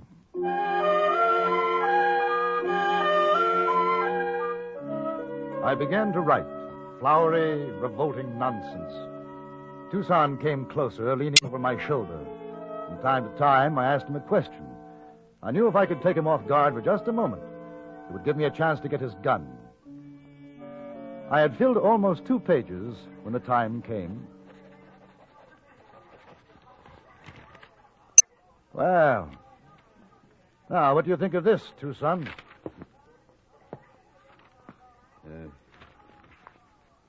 In Montana Territory, the flower of manhood has reached its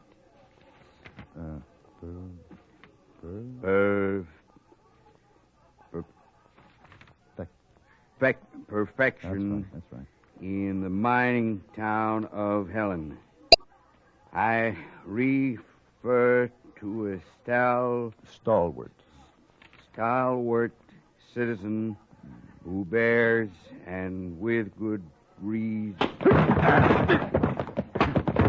what's going on? Put your hands high over your head, Jeffers. Now, I'll take your gun if you don't mind. Another patient for you, Florence Nightingale. Pick him up, Jeffers. Take him in there. Kendall, Big Sam ain't gonna like this. I have an idea there'll be quite a few things Big Sam won't like. This is the least of them. Move over, Sheriff, honey. You got company. I'm all right. Let me up. Millie, you souse him with water. Get him awake. I'm arresting him. And you, Jeffers. Big Sam, too. Mr. Kendall, I'll ask you to be a witness at the trial. My pleasure, Sheriff. And you can't arrest Big Sam. Listen, boy. Maybe I ain't the best sheriff in the country, but there ain't a man alive gonna bust me in the jaw and get away with it. Oh, he didn't mean nothing, Sheriff. He's just a big, playful puppy. Kendall! Tucson! Jeffers! Shall we break the news to the playful puppy? Sam, I'm arresting you for doing me a bodily harm. You're fired, Downer. I'm firing you right now. Roll your blankets and pull freight out of here. We'll let the judge decide that.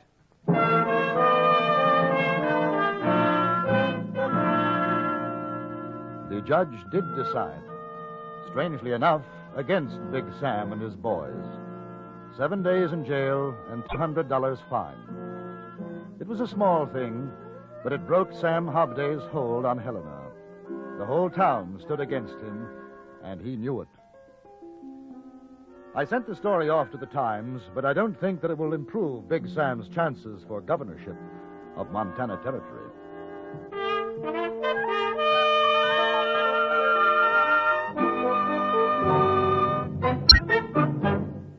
Frontier Gentleman was written, produced, and directed by Anthony Ellis and stars John Daner as J.B. Kendall. Featured in the cast were Jack Crucian, Stacey Harris, Vic Perrin, Gene Carson, Harry Bartell, and Charles Seal. Music was composed and conducted by Wilbur Hatch.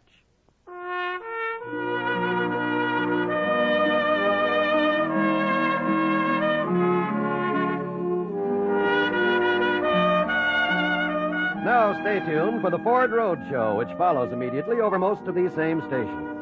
And join us again next week for another report from the Frontier Gentleman. John Wall speaking. This is the CBS Radio Network.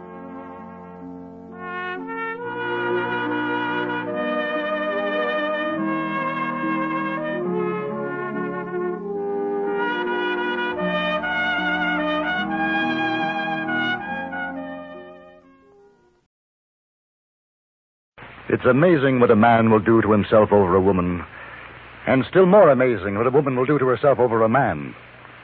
This story happened in Virginia City, Montana Territory.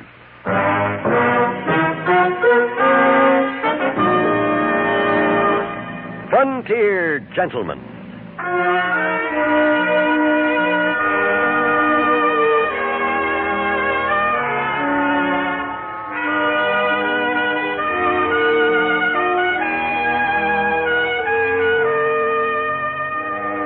Herewith an Englishman's account of life and death in the West. As a reporter for the London Times, he writes his colorful and unusual stories. But as a man with a gun, he lives and becomes a part of the violent years in the new territories. In just 1 minute, we will bring you this latest report from the Frontier Gentleman. What are you stopping here for, Clark? The country club is still a half mile away. I I know, Scarlet, but I don't want to drive up to the club in this low-priced car. But the snow is 6 inches deep, and I'm wearing my ballerina slippers. Well, you'll just have to hoof it, baby. I'm not driving any further. You're much too big for a piggyback. Oh, the snow is cold. Take bigger steps. Oh, that won't help. Why don't you get a big car like a swept-wing Dodge? A Dodge? I can't afford a big car like that. Oh, yes, you can. Even though Dodge is a big car, it's priced below 59 different models of the low-priced field. What? You mean I can own a big swept-wing Dodge for less than I paid for my car? That's right. And you get all that big car roominess and big car luxury. With a Dodge, you get all the car you're paying for. Okay, Scarlet. Let's forget the Dodge, dear, and go see our Dodge dealer. Oh, wonderful, darling. On these cold feet, who could dance anyway?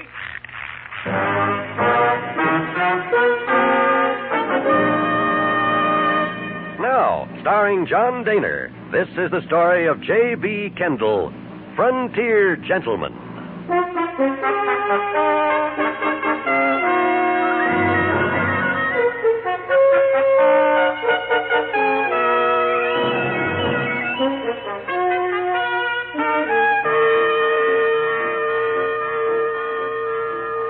Virginia City, Montana Territory, was particularly noted for three things: its gold, Henry Plummer and his band of outlaws, and the vigilantes.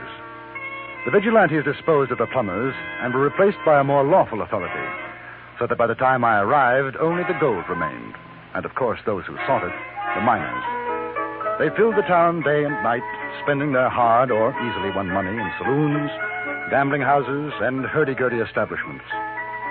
I was attracted to one of these on the night of my second day in Virginia City.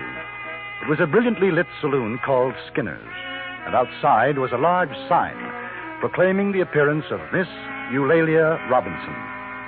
I went inside. Ladies and gentlemen, if you'll give me your attention, kindly refrain from shooting 6 guns in the establishment, because the next man that does it's going to get thrown out on his saddle. With your kind permission, I have the honor of presenting the world-famous actress, Miss Eulalia Robinson. She has appeared before the crowned heads of Europe and honors us with a presence tonight by a special appointment to Her Majesty, the Queen of England. Ladies and gentlemen, Henry Irvin's leading lady, Miss Eulalia Robinson.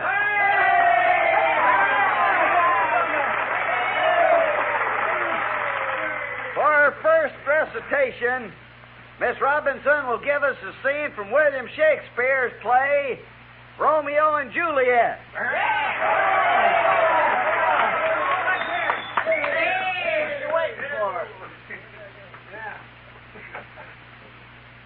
Thou knowest the mask of night is on my face.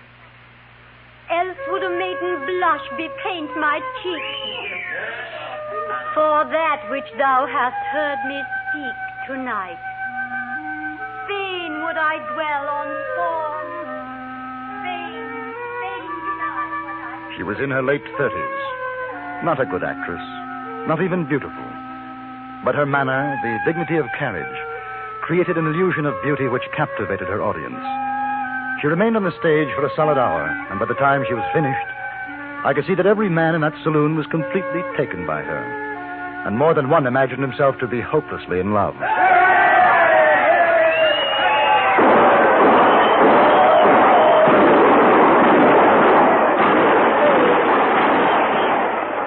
ain't she something. Now that's what I call a woman. Hey, where you going? I want to meet her. Who don't? Hey, partner, wait for me. Mr. Skinner? Yeah? My name is Kendall. What? Kendall. Kendall? Yes, that's right. I'd like to meet Miss Robinson. Yeah, you and 100 more. It'll tear the place down. Now, I'm a correspondent for the London Times, newspaper. Newspaper man? Yes. Sure, come on, duck under here. How'd you like it? That's real culture, huh? Well, she's quite a success. Yes, she sure is. What paper did you say you write for? London Times. Well, is that so? Well, Miss Robinson will get a kick out of that. You and her both coming from England. Yes? Come in. Oh, that was just fine, Miss Robinson. Real fine. Say, this is Mr. Kendall. He writes on the London Times. Mr. Kendall. How do you do? May I present my business associate, Mr. Grimes? How are you? Grimes? I guess you folks have plenty to talk about. I'll go on back and get the boys quieted down. Virginia City never heard anything like you gave us tonight, Miss Robinson. Oh, thank you, Mr. Skinner. Not at all. I'll see you later. Well, won't you sit down, Mr. Kendall? Oh, wait a minute. Kendall, you got identification or something? Proving you're a correspondent? Not on me, no. I don't think it really matters, Well, it James. does to me. You know what I mean, Kendall. Miss Robinson is popular. A lot of fellas like to come busting in and make any excuse, you know what I mean. I gotta watch out for her interests. I understand. And she's kind of tired right now. Why don't you let her go till tomorrow? If you would rather, Miss Robinson? No, not at all. I'd rather enjoy being interviewed tonight. And I say it's not a good idea. You're being extremely rude, James. Perhaps you'd care to take supper with me, Mr. Kendall. Why, I'd be delighted. No. No? No, she's not going. I hope you'll forgive him, Mr. Kendall. He thinks that every man who looks at me is thinking dire and dreadful thoughts. My intentions are completely honorable, Mr. Grimes. Laley. I don't want to discuss it anymore, James. Now, both of you, please wait outside. I must change my clothes. I shan't be a moment, Mr. Kendall.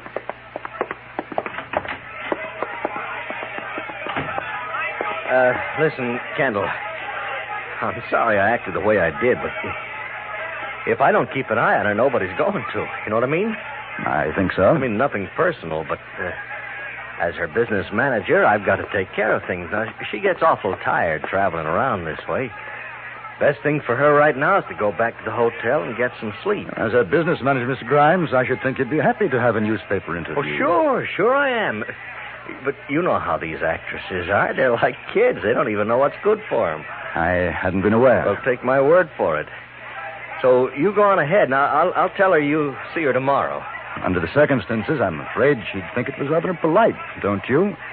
Why not wait until she comes out? All right. We'll make it tonight. A nice quiet supper at the hotel, 3 of us. Mr. Grimes, I get the distinct impression that for some reason or other you don't want me to be alone with Miss Robinson. Am I right? I'm her business manager, So you said. and she doesn't talk to anyone unless I'm around. Strange. I got the impression that she didn't want you around. I don't care what you think. I'm coming along. If you don't like it, no interview. There. That didn't take long, did it?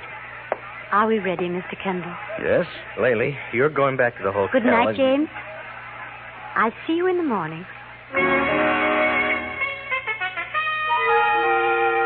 We walked down the street to the hotel.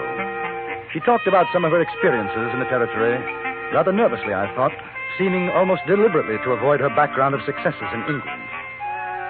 I ordered champagne with dinner, and I could see that rather than making her feel more at ease, the drink only increased her anxiety. I'm afraid that James is right, Mr. Kendall. I must be tired. Champagne makes me feel quite giddy, but I will have just a tiny drop more. Of course. You know, James is very angry with me. I gathered that. He's a jealous man. You wouldn't think so, would you? But he is. I don't think I blame him. He has no reason to be. We're only business associates. It's not as though we were married or anything. James doesn't believe in marriage. He says it deadens one. Do you think so? I don't know. I've never been married. My work hasn't allowed for it. Did you meet Grimes in England? Oh, no. No, that was in Boston. He saw me perform and asked to represent my interests. I see. Oh, he'll be very angry about this. Me being with you tonight. May I ask you something? Please. Why are you afraid of him? Afraid? Oh, afraid of James? How utterly ridiculous. Does it show so very clearly? Yes. May I have some more champagne?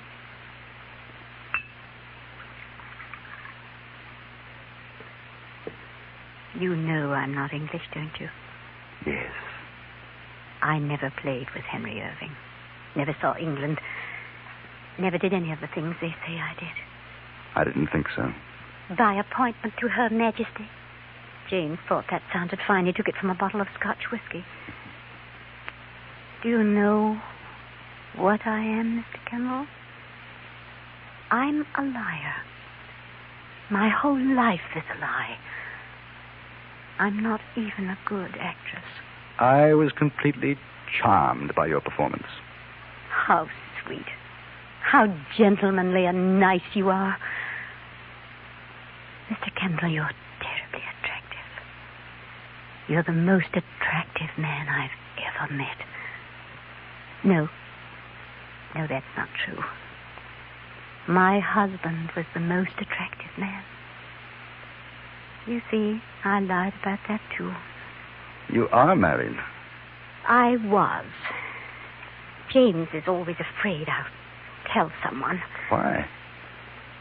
Well, the marriage didn't end very nicely. Why do you tell me? Too much champagne.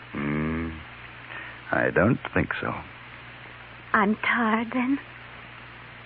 I wish I could cry. Do you know, Mr. Kendall, I haven't been able to cry for 3 years. And there are so many tears. The shots had come from outside. Just for a moment, I saw a shadowy figure at the broken window. Then it was gone in the night. Miss Robinson was lying on the floor. A thin line of blood ran from the corner of her mouth. She was unconscious.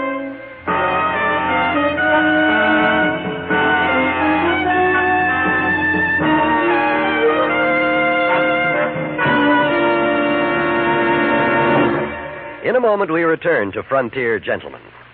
Today on CBS Radio's Suspense, Vanessa Brown and Jim Amici will co-star in Affair at Loveland Pass, a Western thriller with a psychological twist.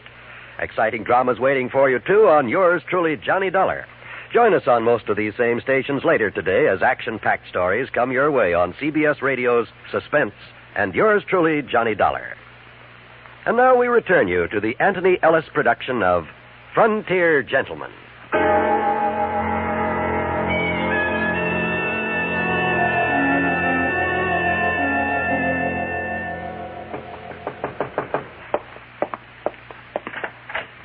I just heard. Who did it? I'm not sure, Mr. Skinner. The doctor's on his way. Ought to be here in a few minutes. Oh, she doesn't look good. I think the bleeding stopped. The boys down in the saloon are mad. Word's got around there in a lynching mood. Sheriff's trying to ease them down. Mr. Skinner, was Mr. Grimes there? I didn't see him. I just wondered. I guess he ought to be told. He's staying down at the Nugget Hotel. Yes, it might be a good idea. Well, I'll go on down myself. Now, listen, Mr. Kendall. If there's anything she needs, you sing out. Anything at all. One of my boys will be outside. You just say the word. Right. I'll be back.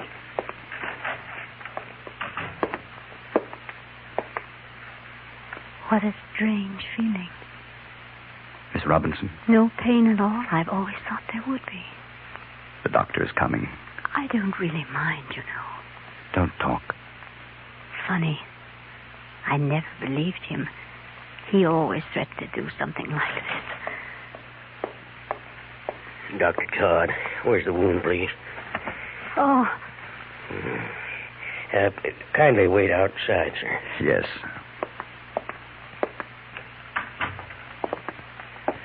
I'm Dave. Skinner told me to wait. What's the doc say? Nothing yet. I'd sure like to get my hands on that feller that done it. Yeah. I imagine a lot of us would. She's a lady. A fine lady. Not like them hurdy-gurdies around here. It don't matter. One of them stops a piece of lead. She real bad hurt? Pretty bad. You figure it was some crazy liquored up son of a gun, don't you? I don't know if he was drunk or not. I mean the fellas. We come to see how the lady is. We don't know yet. There's more downstairs. We just wanted to know we're going to get the son of a gun that Dry Gulch, sir. Doc Todd come yet? He's in there now. Well, you give him this. There's $300 of better gold dust than that. You tell Doc he pulls her through, he'll get another like it. The boys wanted to know they're with her. Sure do. I'll tell her. You do that. I got a couple of dollars. That goes for me, too. Give it to the doc. I will. I can't operate yet. She's lost too much blood. She gonna be all right, huh, Doc? Don't ask fool questions, boy. I'm not God. Right now, she's asleep. Well, you're Kendall, aren't you? Yes. Lucky for her you were around. If she'd lost any more blood, she'd be dead. Well, you might as well get some shut-eye.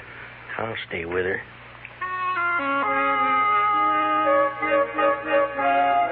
I left the hotel and went out into the street. There were 50 or 60 men standing about, quietly, waiting. I told them all that I knew. Then I saw Mr. Skinner hurrying up. He motioned to me, and we walked away from the crowd. Grimes. Couldn't find him. Oh? Hotel clerk said he hadn't seen him all night. Now, I've been thinking. Is there something wrong between these two? I heard arguing this afternoon in her dressing room over at the saloon. I didn't think anything of it then, but with this... I think we'd better find him, Mr. Skinner. He did it? I don't know, but it's possible. I'll get some of the boys. No. What's the matter? You a friend of his? You trying to protect him? Neither one, but all they need is an excuse. If they even suspect someone, they'll hang him. I prefer things more legal. He's a killer. We've handled that kind before in Virginia City. Miss Robinson is not dead. No, what I suggest is that you talk to some of the men who aren't likely to take matters into their own hands. Tell them we're trying to find Grimes, but he doesn't know what's happened to Miss Robinson. They can bring him back here. Then what? We'll let the sheriff handle it. All right. But I'll tell you, Kendall, if he puts up a fight, I want to be there. It'll be a pleasure to shoot him. The search began. At first, only a handful, picked by Skinner, knew what they were looking for. But the word spread, and with it, rumor. Grimes was the man. Grimes had done it. In an hour, every man who knew or cared about what had happened was a hunter. The quarry, innocent or guilty, was James Grimes. And it was obvious that if found, he'd have very little chance of standing trial. At about 3 o'clock in the morning, I returned to Miss Robinson's room. Any change, Doctor? No. They get the fellow that did it? Not yet. Makes you wonder, doesn't it? How come a man would want to kill a woman like this? She's the way I remember a woman should be. Why don't you get a cup of coffee, Doctor? I'll stay with her until you come back. I think I will. Stretch my legs a minute.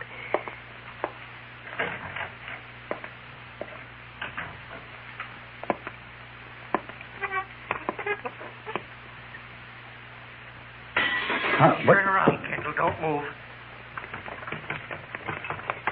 You look a little worse for wear, Grimes. Well, they're after me. They're trying to kill me. Any reason why they shouldn't? Is she dead? No. I warned her. I've been warning her what had happened. Put away the gun. And get myself killed? You'll be safer with me than the mob outside. You're the trouble, the reason for everything.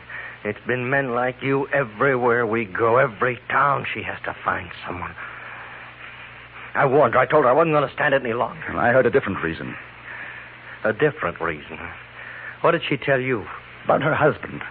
An unhappy marriage. She said that? Told you about her husband? Yes. You want to know what really happened? She had a husband, all right. In Boston. I didn't know it at the time. I met her. I fell in love. She went away with me. After we were married, she told me. She is your wife? Surprising? Look at her. It's another one of her little ways. She thinks it's better if people don't know. She thinks I don't know why she wants it that way. I guess you could say we killed her husband. He committed suicide after she left him. Oh, you don't know. You don't know what it's been like.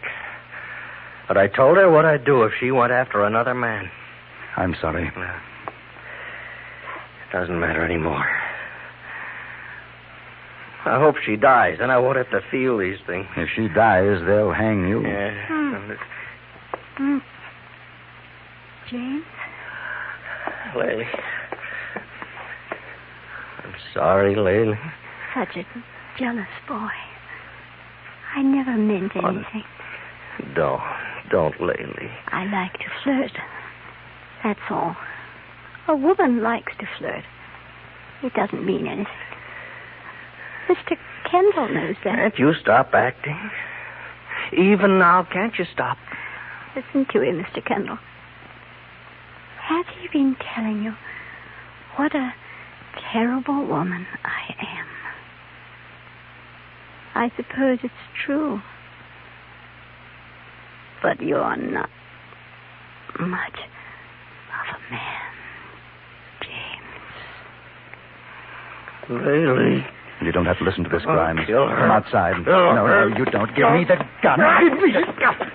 Lily.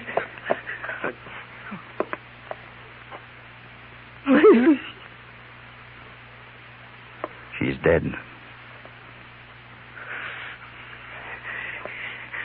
Give me my gun. I can't. You'll get a trial. Perhaps they'll understand. There'll be no trial. Now, Grimes, come back. Grimes! Grimes!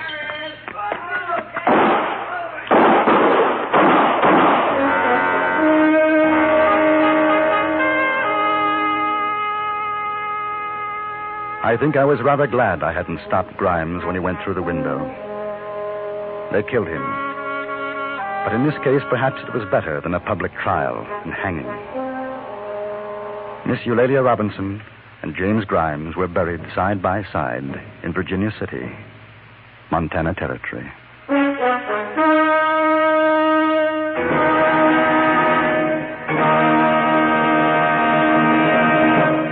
Frontier Gentleman was written, produced, and directed by Anthony Ellis and stars John Daner as J.B. Kendall.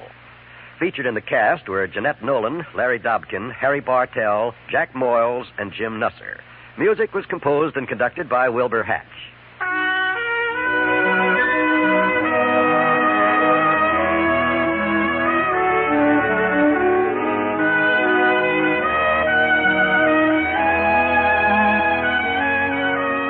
Now stay tuned for the Ford Road Show, to be followed by the CBS News over most of these same stations. Join us again next week for another report from the Frontier Gentleman. John Wall speaking. This is the CBS Radio Network.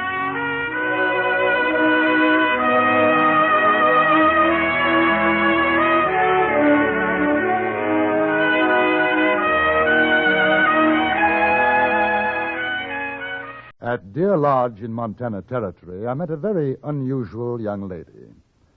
Her Chinese name was Chen Shuk Yi, which in English means gentle virtue. This is her story.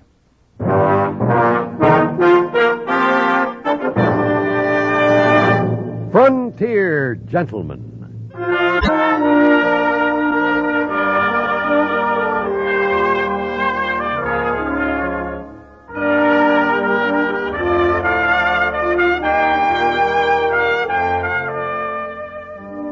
Herewith an Englishman's account of life and death in the West.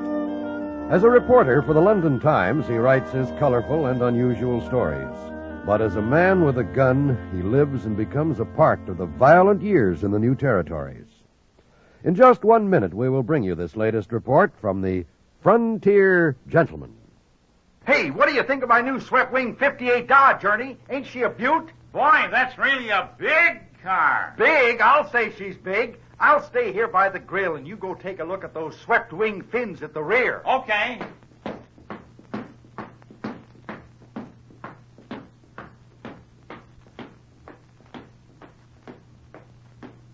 This is the longest, lowest car I ever saw. Come on back by the door. I'll show you the inside. Okay.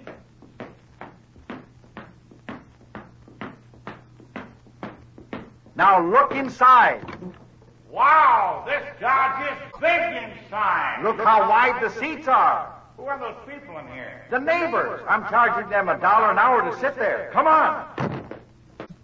Wow, you really got a lot of car here. And with all this, Dodge is priced below 59 different models at the low price field. Hey, you want to go for a ride? Let me sit down a minute. I'm exhausted.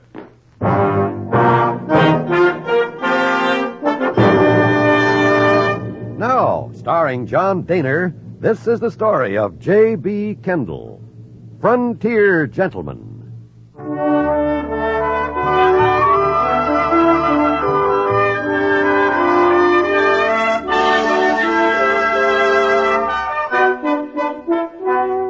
In Montana Territory, there is a mining town which has been known variously as Cottonwood, Spanish Forks, and La Barge. Now it is simply called Deer Lodge. I had stopped there on my way back to Fort Benton, and it was in Deer Lodge that I was for the first time introduced to the card game of poker. It all began innocently enough after I struck up a friendship with Billy Moore, a prospector whose claim lay a few miles from town. Now, you might call me kind of a cross between a river sniper and a desert rat. River sniper's what I am here, gold panning like this. Of course, my diggings is back there on the hill, but I ain't hit nothing much yet. Stream's not bad, though. Keeps me going. It's a lonely job, I imagine. Sometimes. You ever think of settling down? Getting married? Sure. Sure, when I strike it big, I may do that. Meantime, there's Deer Lodge close by. Don't get time to be lonesome there. I haven't noticed you're much of a drinking man. Oh, I ain't. But there's always a card game. Faro, three-card Monte, poker. Poker's my game. Nothing I like more than a night or two of poker. Do you win? Not much. Stay about even, mostly. How about you? Never played the game in my life. You never played poker? No. Well, boy, we sure got to do something about that. Do you think it's absolutely necessary? Well, Mr. Kendall, how are you going to write about how people live in these parts if you ain't never played poker? Oh, well, I never quite thought of it in that way. Well, it's a fact. I'll tell you what. This afternoon, I'll show you how to play. There's nothing to it. And then tonight, we'll go to town. There's always a real friendly game at Dead Broke Bar.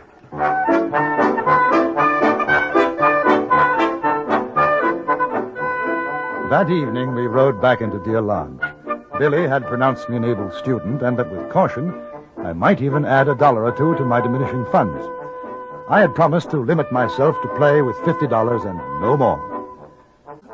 When we arrived at the bar, Billy led me to a table in the back room. 2 men were there. One, a meek-looking fellow whose expression was one of constant, hurt surprise. The other was a lanky, dark-faced chap. Billy introduced us. This here's J.B. Kendall, boys. Turkey Johnson and Neil Deggers. How do you do, gentlemen? Kendall's a newspaper fella from England, writes for the London Times, out here looking this over. Give us some chips, Turkey. How's it going, Billy? Any pay dirt? Oh, about the same. I ain't complaining. What about you? I'm going to give it another week, and I'm pulling up stakes. You, Turkey? Look, you want to play or talk? Turkey ain't in the mining business right now, Kendall. Oh, I see. Trying to get stake playing poker. The trouble is he keeps on losing. You feel lucky tonight, Turkey? And one of these days you're going to get lead poison if you don't shut your mouth. Nice friendly cuss, ain't he? Them blue chips is worth $5, Kendall. The red's 2, the white's 1. My card deals. King, Jack, 8, 4. Your deal, Kendall. Hmm? Oh, yes. Roll the cards, boy. 5? 5. Oh, now, wait a minute. Something the matter? In these parts, we cut the cards, mister. He's kind of... I'm He don't mean no terribly sorry. harm. I'll cut him. Roll him around, kid. Never did cut and playing with a greenhorn. Sorry. Oh, just deal, mister.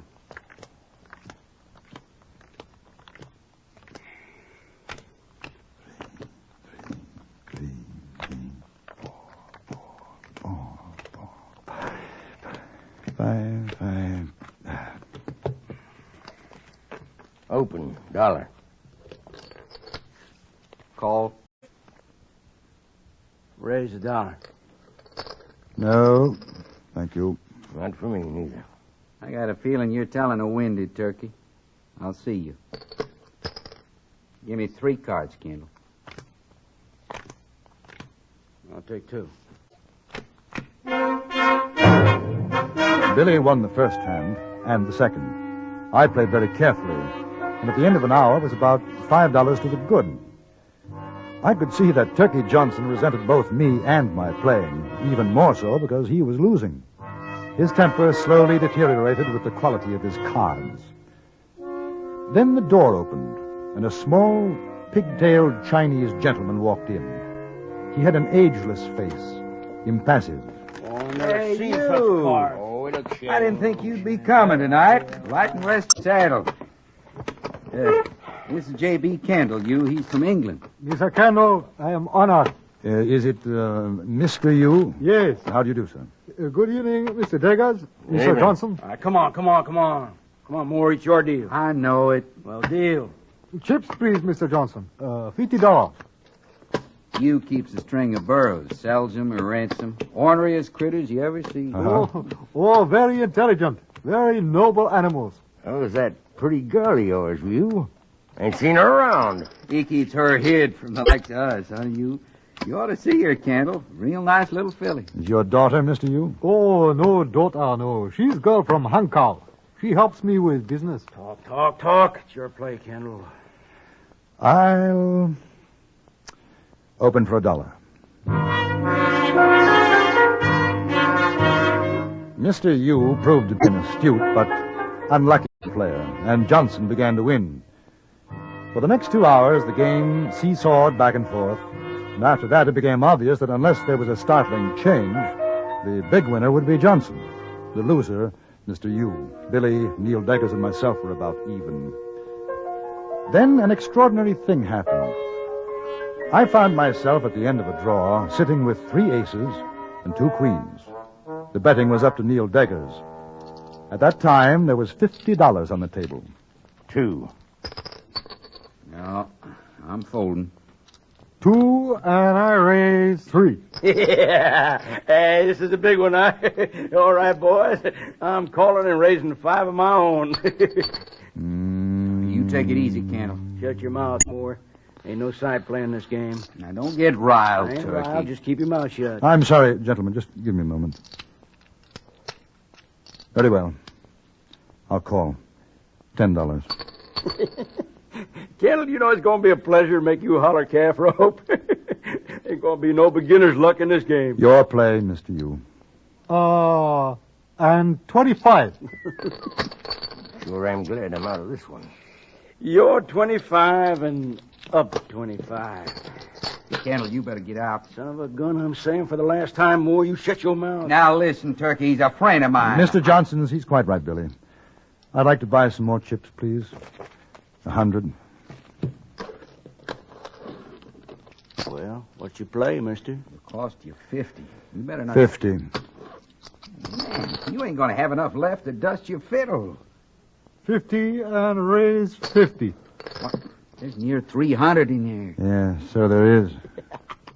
I got the deadwood on you boys, but you keep her getting fat. I ain't grumbling. You're 50, you, and my 50. It's another 100, Kendall. Yes. I see. All right. I call.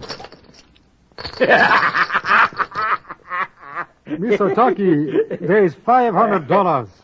I am now without money.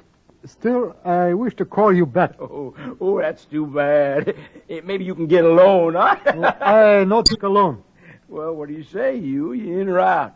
Oh, how about them burrs? You want to stake them, huh? No, not burros. But, maybe chain shoki? Hey, now ain't that something? You kidding? The girl should be worth another 100. I seen her, Turkey. She's a looker. If you lose, can you guarantee I'll get her? I guarantee. Well, how can you do that, Mr. Yu? She belongs me. I paid her half a cent from China. You wait, please. I put cards down. Nobody touch.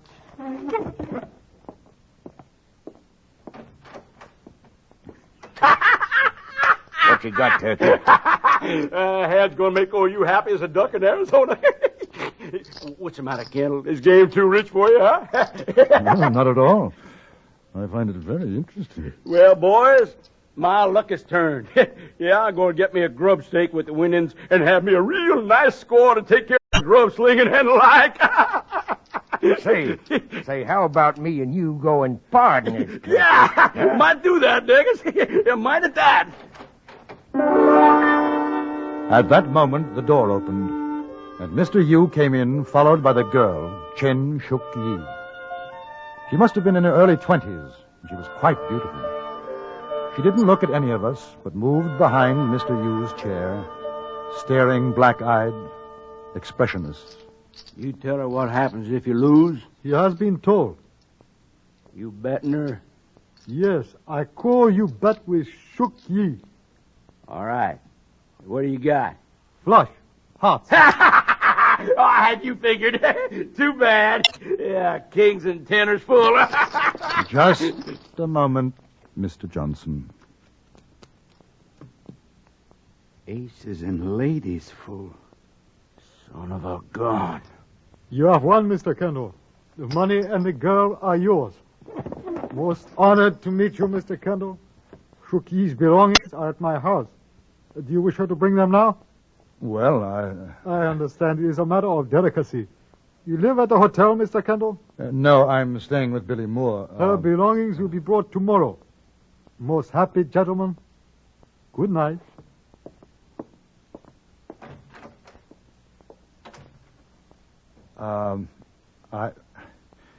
I'll cash these in if you don't mind, Mr. Johnson. $565. That was pretty smart, Moore. Pulling in a grifter to clean us out. Oh, now just a minute, Turkey. Are you suggesting by any chance that I'm a cheat, Mr. Johnson? Well, I'm saying there was more than luck in your deal. You're saying I cheated? Here's your money. Come on, Deggers. Never thought I'd see it. Turkey Johnson backing down. You sure got his number, Kendall. Say, what about her? I've been wondering.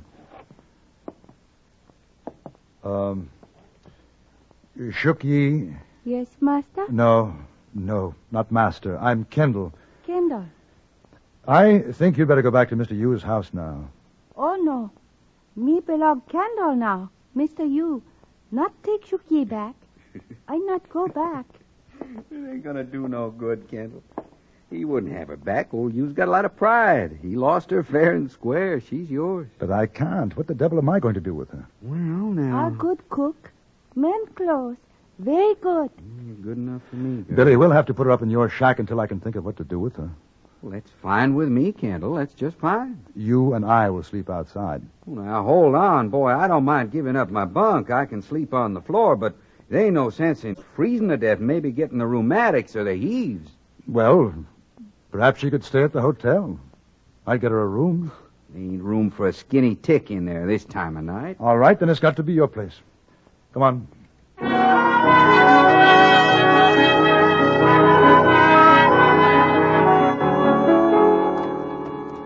Kind of nice night, ain't it, Kendall? Yes.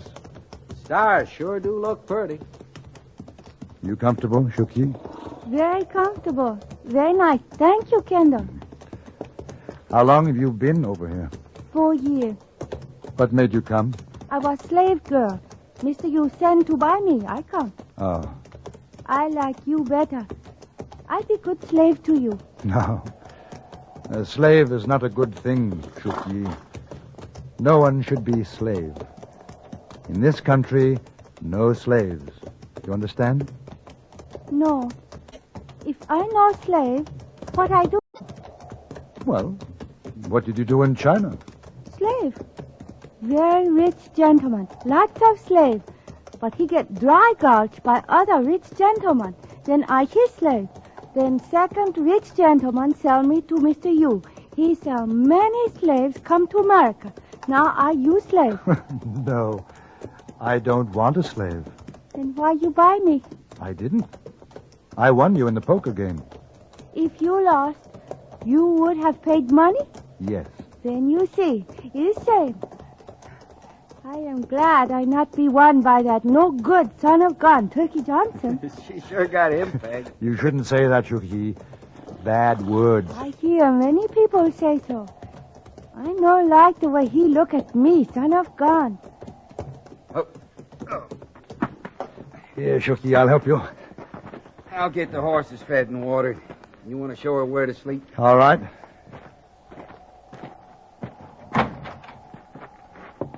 your house?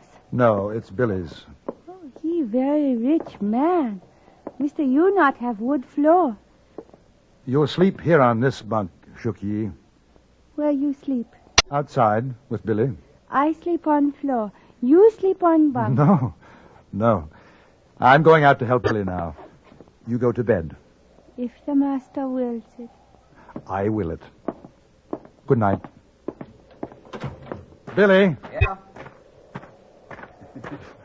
She bedded down. On the way. Look, this is nothing to laugh at, Billy. What am I going to do with her? She's your slave. You figure it out. I mean it. I can't go traveling about with her. I wouldn't mind it. Billy, it's serious. You think if I have a talk with Mr. Yu... I told you, it's no good. You boys stand right there. Don't turn around or I'll blow your innards out. Turkey Johnson. Take the guns off of them. Sure, Turkey, sure. All right. Now you got my money, Kendall. You throw it behind you real easy like. All right, pick it up, Daggers. Now you go and fetch your gal out. Sure, Turkey. I'd advise you to keep your hands off her, Johnson. Get going, Daggers. You ain't advising nothing, Kendall. I'm going to get you, Turkey. You'll stretch hemp for this. Why, you got me scared plumb to death. Hey, Turkey! She ain't here. What do you mean she ain't there? You must have heard us and gone out through the window. Well, find her. What? Dark. All right. Forget the gal. Let's tail out of here. So long, boys. Thanks for the grub steak. I'm going to get the Wait horse. a minute. No, there's no sense without a gun. Should have known. And low down. Shook Ye! No. Shook Ye! It's Kendall. They've gone. Where are you? I come, master. You got another gun, Billy? Yeah, in the shack. A rifle and a coat. I heard voice of son of gun Turkey Johnson. I go out window. Yes, very sensible. You stay here with Shook Ye, Billy. I'm going after them. Well, I'll come too. No, you better stay in case they double back. Lock yourselves in.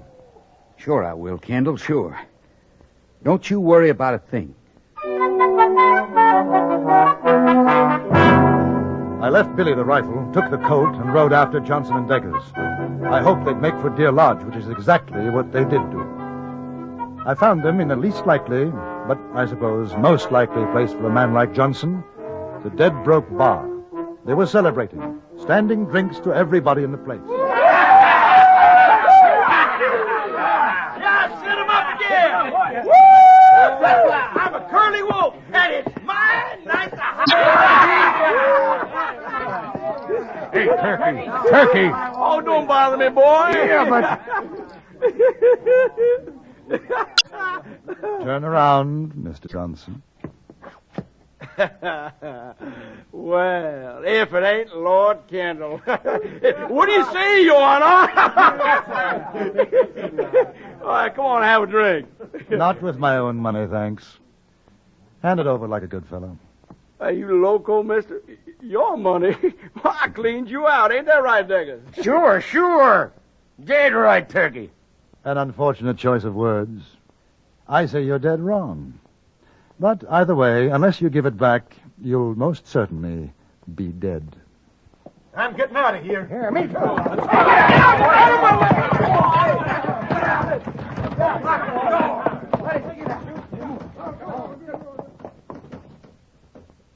You want to draw first? No shooting in the bar, boys. You take it outside. Well, you want to... Draw first? I have. Hey, I was only kidding. I'm not. Throw your gun belt on the bar. You too, Deggers. Now, Johnson, I have taken a great dislike to your face. Hold this for me, will you, barkeep? Get him, Deggers! Get up! Hit it!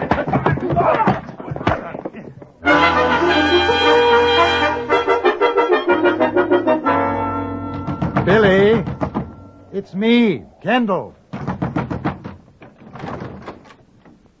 Here's your guns. Oh. Hello, Shooky. Hello. Well, what's the matter? Kendall, I hope you don't take this wrong, but I'd kind of like to buy Shuk Yi from you. What? You see, me and her, we had a little talk while you was gone, and she takes to me, sort of, and I thought maybe if I married her... He's a strange man, Kendall. You sell me to him. He wants to marry. Well, do you want to marry him? I like.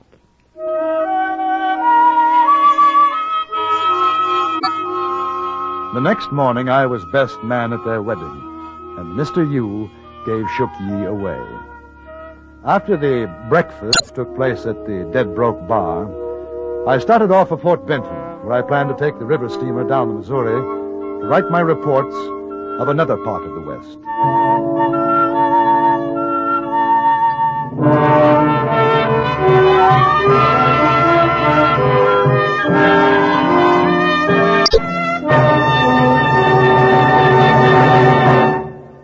Frontier Gentlemen was written, produced, and directed by Anthony Ellis and stars John Daner and J.B. Kendall. Featured in the cast were Virginia Gregg, Vic Perrin, Jack Crucian, Ben Wright, and Charlie Lung. Music was composed and conducted by Wilbur Hatch.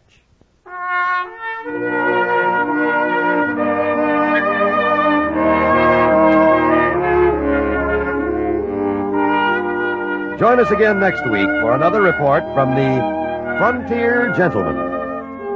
John Wall speaking. This is the CBS Radio Network.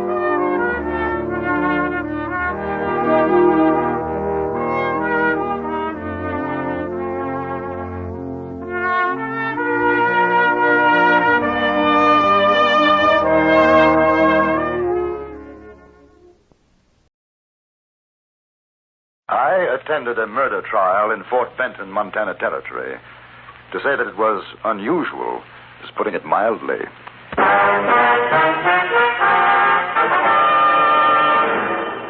Dear gentlemen.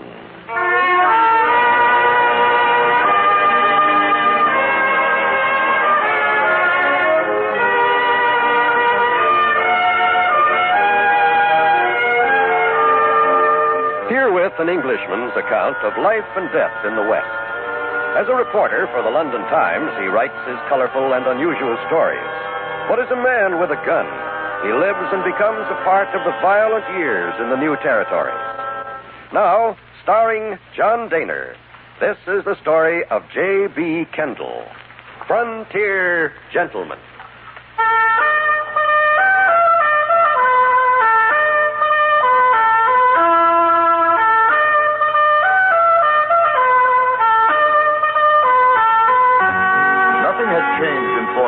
Since I'd left it 5 weeks earlier, except perhaps for one thing. It was spring now. You could feel it in the streets, smell it in the sun-warm air. I walked up to the little building that housed the Fort Benton Dispatch, a newspaper run by John Warren, whom I had met during my last visit. Outside, a group of men were standing about, peering through the windows. I thought that they looked at me rather strangely when I went inside, and it only took a moment to see why. The newspaper editor, Mr. Warren, sat pale-faced, looking at a rather fierce individual who stood a few feet away from him, wearing 2 pistols and cradling a shotgun in his arms. Mr. Kendall. Well, how are you, Mr. Warren? Am I interrupting? No. Sit down. This is George McCune, J.B. Kendall. Howdy. Mr. McCune? That's right. What are you, deputy or something? No. Mr. Kendall's a newspaper man, writes for the London Times. Oh, is that right? Well, what do you say, Warren? Well, it's the way I told you. I'm not a lawyer. I might do you more harm than good. You're going to be like them others, huh? It's not that, but Clint Wallace is a smart man. He knows the law. That there Wallace is a no-good son of a gun. If he tries any of them smart lawyer tricks on me, I'm going to salivate him right through his fat gizzard. Wallace is prosecuting McCune for the murder of Jack Furlong. I see. Yeah. And I'm going to tell you something right here now. I didn't shoot that lily-livered cutback of a ruptured hog nohow. Not that I ain't saying whoever done oughtn't to get a medal. I'm inclined to believe him, Kendall. The trouble is, there's not a lawyer in town to take his case. Now, I'm willing to face up to what them Furlong says I done if I get a fair trial. But I've seen what that outlawyer Wallace can do with his fancy twisting words. He got me hung right now. Do you mind my asking, haven't you been arrested? Well, sure, I've been arrested. How come you think I'm still in Benton? I mean, isn't it usual for a suspect to be in jail? Look, there ain't nobody going to put me in the calaboose, especially for something I ain't done, not nohow. Ain't a man in Benton big enough to try it. Why do they suspect you? Why? Well, I'll tell you why. Because that eyeballer Buck Furlong, him and that cow critter wife of his, they got it in for me ever since I whooped Buck's brother Jack in a poker game. That's why. I cleaned him out. And he swore he'd get even with me. The whole blame family's been going around Benton saying I gouged Jack in the game. Me, gouge you. I ain't never cheated in cards all my born days. Do they have any proof? I mean, that it was you? They ain't got nothing. There's a mule skinner in town, Ike Dawlish. He says he saw McCune arguing with Jack Furlong a few minutes before the shooting. That feller Dawlish, he herded one band of sheep too many. You know, that feller's plumb loco. Everybody around here knows that, except they take his word because they got it in for me. Shucks, I was up the other end of town sleeping off a belly full of popsicle when it happened. Anybody see you? Well, if they did, they ain't coming up to say so. When did it happen, the shooting? Well, it was about 2 nights back. First I heard of it was the next morning. That Marshal O'Connor, he come up to me, he says, McCune, I got to arrest you for the murder of Jack Furlong. Well, sir, I says to him, Marshal, I hear tell you like to talk a windy. Don't you try it on me this morning, because I got a head on me. It's giving me the orcs. Well, sir, he comes back at me and he says, I ain't lying, McCune. You've been identified as a murderer. You'll have to come down to jail with me. And I says, you must be seeing black, O'Connor. If you think I'm going to do any such thing and you try and draw on me, I'll be happy to swap shots with you. But I ain't going to pull freight out of here if that's what's worrying you. I'm an innocent man, and you're going to have to prove me otherwise. The trouble is, like I keep telling you, McCune, you're the one who's going to have to prove otherwise. They've got the witness. Oh, why can't you get a lawyer to defend you, Mr. McCune? Well, sir, now I'll tell you why. Because that there Buck Furlong's wife, Maggie, is Barry's daughter, that's why. And Dad Barry's the justice of the peace, and there ain't no lawyer with stuffings enough to stand up again that old whistling britches. That does make it rather awkward. You know something? It ain't right nor fitting in these times that a man can be telling the truth and no one believe him. Now, look, Warren, you ain't afeard of that Dad Barry, are you? You know I'm not. Well, then I'll pay you 100 in silver if you talk for me. I'd like to, McCune, but... All right. You don't have to say no more. I'm walking me up to the trial house, and I'm going in and let them say what they want, and then I'm walking out. And the first man tries to stop me, he's going to get lead poison. Well, what do you want, O'Connor? George McCune is marshal of this here town, and authority vested in me. O'Connor, come on, talk horse. What you want? I got to take you down for the trial, McCune. I'm asking you polite-like to give up your gun. I'm going to go with you, O'Connor, because you got a duty. But if you think I'm giving up my sixes to this here goose gun, you don't know no more than a mule-eared rabbit. Now, let's rattle Hawks out of here.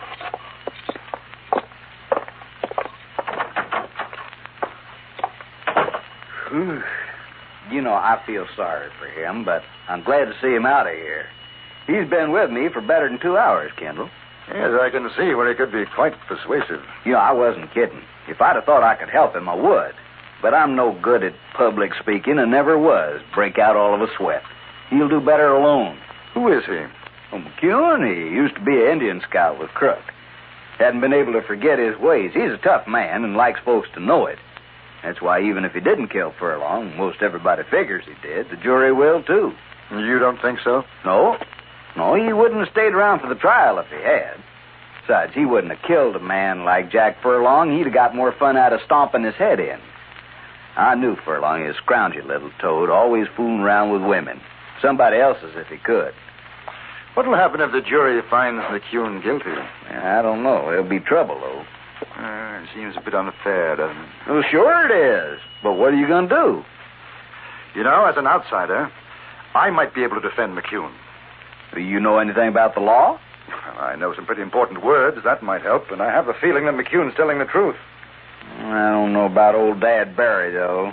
If he doesn't admit you to court, there's nothing you can do. I think he will. Let's go and talk to McCune. When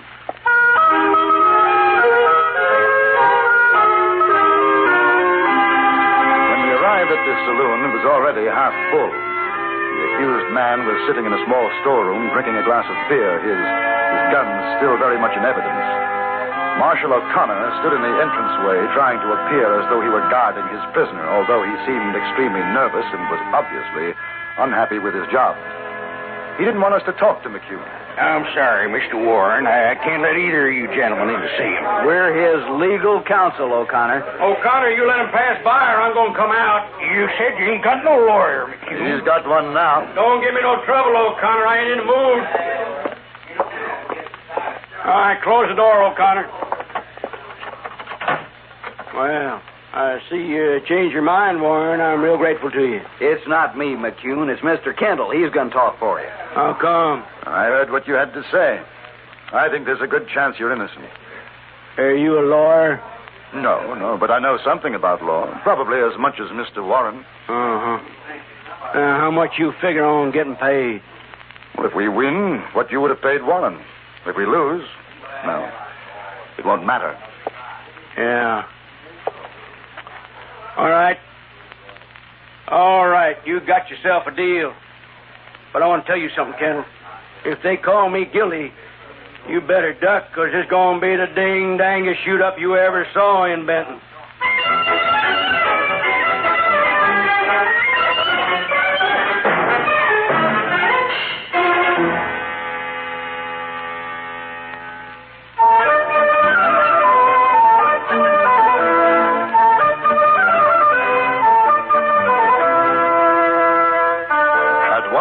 The saloon courtroom was full.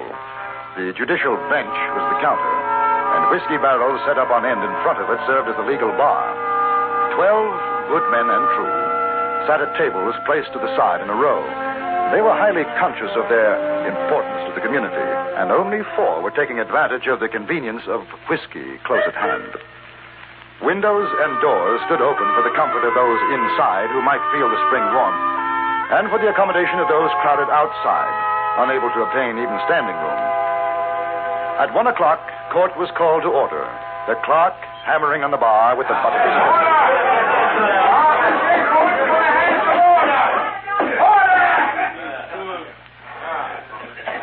We got a case coming up in this here courtroom on account of George McCune bushwhacked Jack Furlong, and he's going to get tried for it. Now, everybody get up in the cloud knockers, because here's his honor, Dad Bear, who is the judge of this here murder. All right, everybody set. Court's in session, and I aim to state this ain't going to be no box social, so don't nobody forget it. Clint Wallace. Right here, Your Honor. You ready to prosecute? I'm ready, Your Honor. How about the defense? The defense is ready. Who are you? J.B. Kendall. I've been retained as barrister to plead the case for my client, George McCune. You one of them traveling lawyers? No, sir. You got papers allowing you to talk in the territory of Montana? No, sir.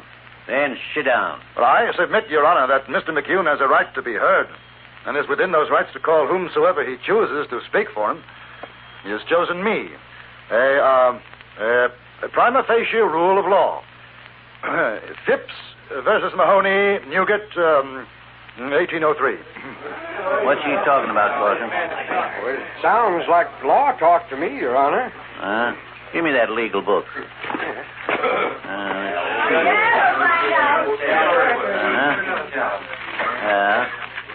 Well, I ain't going to hold up this trial whittle-whanging with you, mister.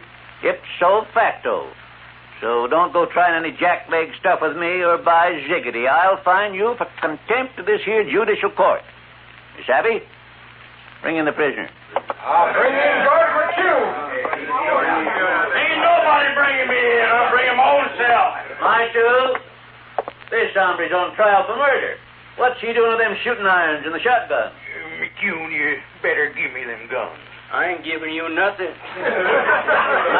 hear what I say? Take them weapons off and Jim. Hey, Your Honor.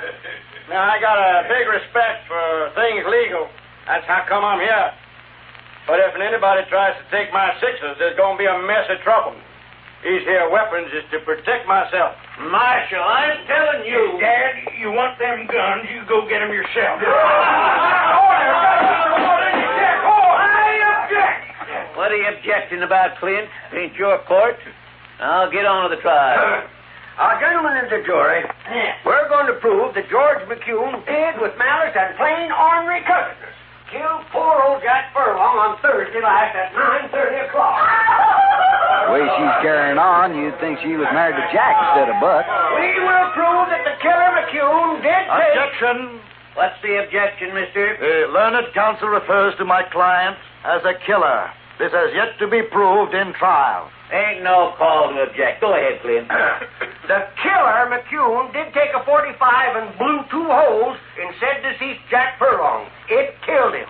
We got witnesses to say how it happened. That's all, Your Honor. All right. Hey, you. What's your name? Kendall. Yeah. Well, go on and make your speech. Thank you, Your Honor. Gentlemen of the jury, I shall not take up your time with a verbose statement.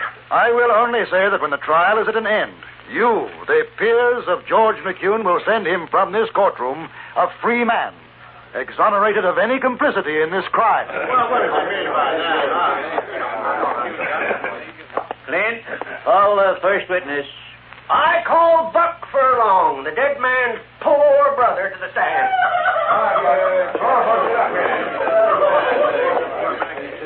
Now, you swear to tell the truth, the whole truth, so help you? Sure. Well, tell what your name is, Buck. Shucks, you know my name, Slauson. Now, Buck, this here's a court of law. We got to do things right. State your name. Buck Furlong. Oh, Mr. Furlong, I'd be obliged if you'd tell the court just what happened on Thursday night. Sure, Clint. Like everybody knows, that no count McCune shot my brother Jack. I object. You shut up, mister. It ain't your turn yet. Go ahead, Buck.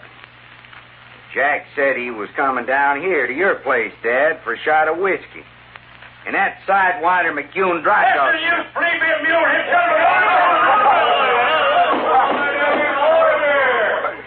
McCune, I'm fining you $20 for pulling a gun in this here court. That is contempt. No more questions, Your Honor. Cross-examination. Go on. Mr. Furlong, you say that McCune killed your brother? He sure did. How do you know that? Everybody knows it. I didn't ask that. How do you know? Because he's the only one could have done. Ike Dawlish seen him do it. And Mr. Dawlish told you? Well, sure. Ain't that right, Dad? That's right, Buck. Told me, too. You had no other proof? I didn't need none. That's all, Mr. Furlong. Thank you. Next witness. There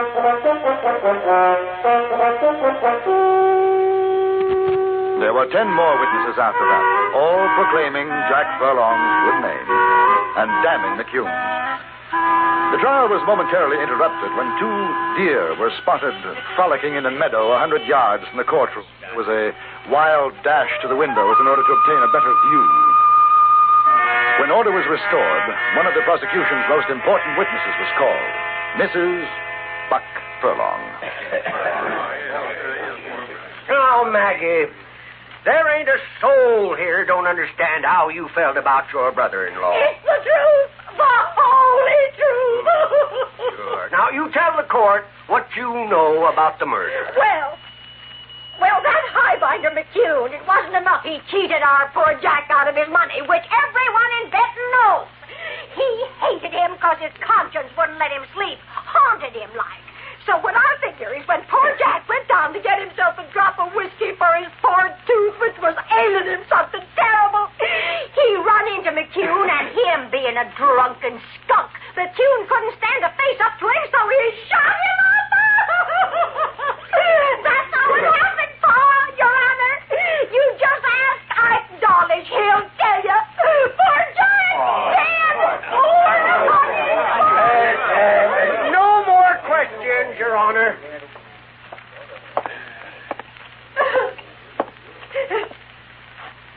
Mrs. Furlong. Furlong. And you, mister, you ought to be ashamed defending a suck-egg coyote like that. Ain't nobody! Man, nobody called me! Come on. McCune, when you're done again, that's contempt. Court fined you $20. Now, Your Honor, I feel that my client is showing admirable control under the circumstances. You got more questions to ask, mister? Mrs. Furlong, you were very fond of your brother-in-law, were you not? A sweet honey boy he was. Yes, I am sure this must be very painful. But aside from what you were told, you have absolutely no proof that George McCune shot Jack Furlong. Oh, look at him! Look at him sitting there, still carrying the very gun that he murdered with. Thank you very much, Mrs. Furlong. That's all. Order! Well, sir, don't seem to me like there's much sense going on with this here trial. From what I've heard, McCune's as good as hung right now. Oh, Your Honor. You objecting again, mister? Well, the prosecution hasn't called the eyewitness. Oh, that's a waste of time, you ask me. All right, Clint, call your next witness. I call Ike Dawlish, the man who saw the killing done. Now, you swear to tell the whole truth, Dawlish? Yes, sir, I surely do swear. Your name is Ike Dawlish? Oh, yes. Where was you on Thursday night at 9:30? Well, like I told you, Mr. Wallace, I was coming along the street outside this saloon, and when I got to the corner, there was George McCune shooting up poor old Jack Furlong. Then he turns and sees me and takes off out of there like a snake-eyed swishtail. I walk over to Jack, and he's lying there feeling mighty poorly-ish. And I come in here and tell old Dad Barry, and he goes out and sees what happened. That's all. And you swear it was George McCune done the shooting? Oh, I swear, I surely swear. He's thrown loco! Shut your mouth, McCune, or I'll fine you for contempt. I'm all through, Your Honor. You got any questions, Kendall? Yes. A few. Now, what time was it when you saw the shooting, Mr. Dawlish? 9:30 o'clock. It was dark? Surely was. How close were you to McCune? Well, fairish way, maybe to where Mr. Wallace is sitting. 20 feet, and you recognized McCune in the dark from 20 feet away? Oh, not in the dark, when he come out in the light. Ah, in the light, and you had a good look at his face? Good enough. You saw his face? Well, kinda. But I seen McCune around. I know what he looks like without seeing his whole face. How was he dressed? Like he is now. I got a good memory. Them same gray pants. Hey, what's that? Go on. Gray pants? Kind of a black jacket and gray shirt. Black Stetson, too, like in his hand. Exactly the same clothes as he wore the night before last, eh? The same. McCune, will you describe for Mr. Dawlish what you are wearing? I got on black pants, blue jacket, blue shirt, gray Stetson. Same as I always wear. Mr. Dawlish, what is the color of my jacket? Gray. You are colorblind, my friend. I don't think you saw Mr. McCune at all. I think you either saw someone else, or perhaps you shot Jack Furlong yourself and blamed it on McCune. I'm getting out of here.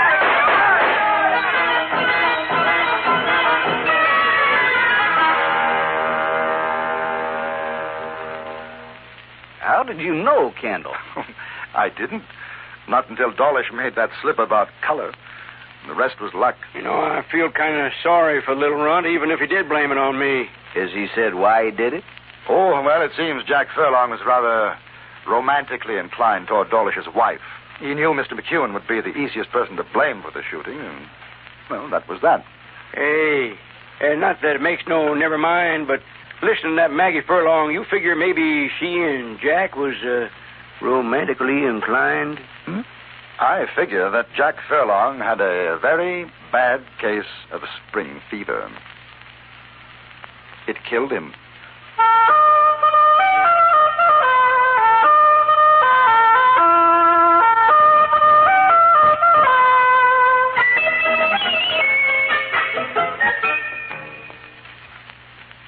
Frontier Gentlemen was written, produced, and directed by Anthony Ellis and stars John Daner as J.B. Kendall. Featured in the cast were Jack Crucian, Harry Bartell, Joe Kearns, Will Wright, Jack Moyles, Jeanette Nolan, Vic Perrin, and Stacey Harris. Music was composed and conducted by Amerigo Marino. Be sure to be with us again next week at this time for another chapter from the Journal of J.B. Kendall, Frontier Gentleman.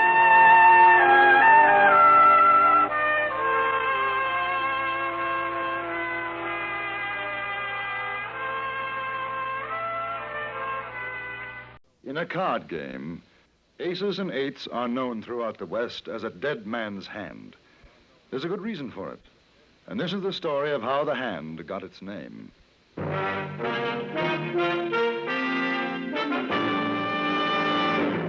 Frontier Gentlemen.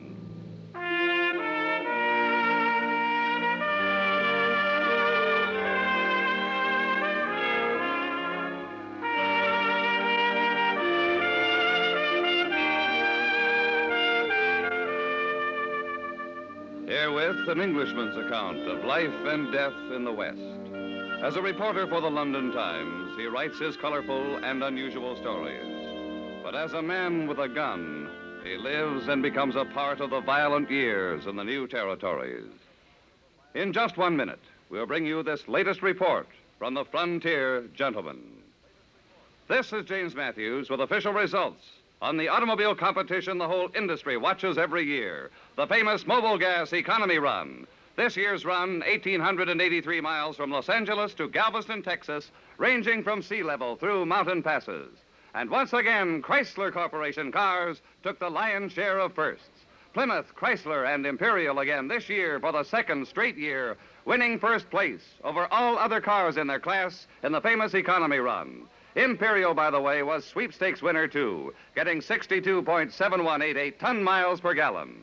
The forward look is a lot more than look. You get a better engine, brawnier brakes, torsionaire ride at no extra cost, and winning performance and economy in cars of the forward look from Chrysler Corporation.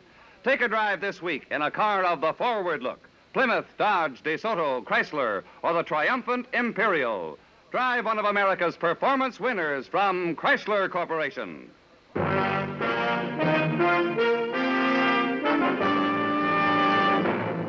Now starring John Daner. This is the story of J.B. Kendall, Frontier Gentleman.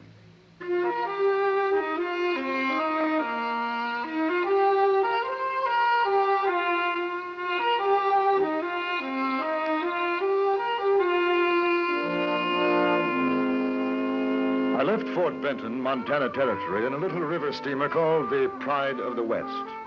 The journey downstream on the Missouri was a good deal faster than that which I had made coming up from St. Louis just a few months earlier. I decided to write some articles for the London Times on river travel in the American West. But the balmy weather, coupled with a feeling of complete indolence, made me put off all thought of work. Several days passed, and then we docked at Fort Pierre in Dakota Territory. I went ashore to purchase a new pair of boots, and it was in the store of an outfitter named Judd Scott that I first heard the name of Deadwood. Well, the left one might be a bit tight. Yes, right here, in the heel. Oh, she'll ease up, mister. Of course, I don't do much trade in ready-mades. If you had more time, I'd make you a real fine pair. Finest in Dakota Territory. Here, let me take it off. I'll try to work it out. So you're a newspaper correspondent, huh? Well, we've had 'em come through, but none from England. Must be pretty interesting, your line of work. Yes, it is. Quite. Too bad you ain't staying around these parts. Your folks back home would get a pleasure out of reading about things we got around here. You mean in Fort Pierre? Well, there ain't too much going on here. I guess you could write about Jack McCall, though. Try it on now. It should be better. Now, Jack McCall, huh? He used to drive a stage between here and Deadwood. Got some tall yarns to spin about Indians and the like. Go ahead. Take a walk now. Yes, I'd like to meet him. He's back in Deadwood now. How's that? That better? Yes, fine. Where is Deadwood? You mean you ain't heard of it? Oh, worst bunch of cutthroats and outlaws living in all the territories and the United States is in Deadwood. They even got Wild Bill Hickok out there. I hear tell there's folks wanting to put him up for marshal. Hickok? Yes, I've heard of him. Yeah, it won't take Wild Bill long to clean up, I can tell you. Deadwood, huh? Oh, you taking the boots? I'm taking them.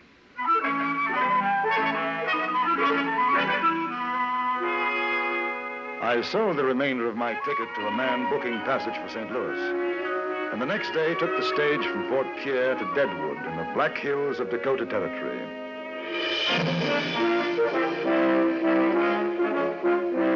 At the stagecoach station in Deadwood, I inquired after Jack McCall and was directed to Carl Mann's saloon.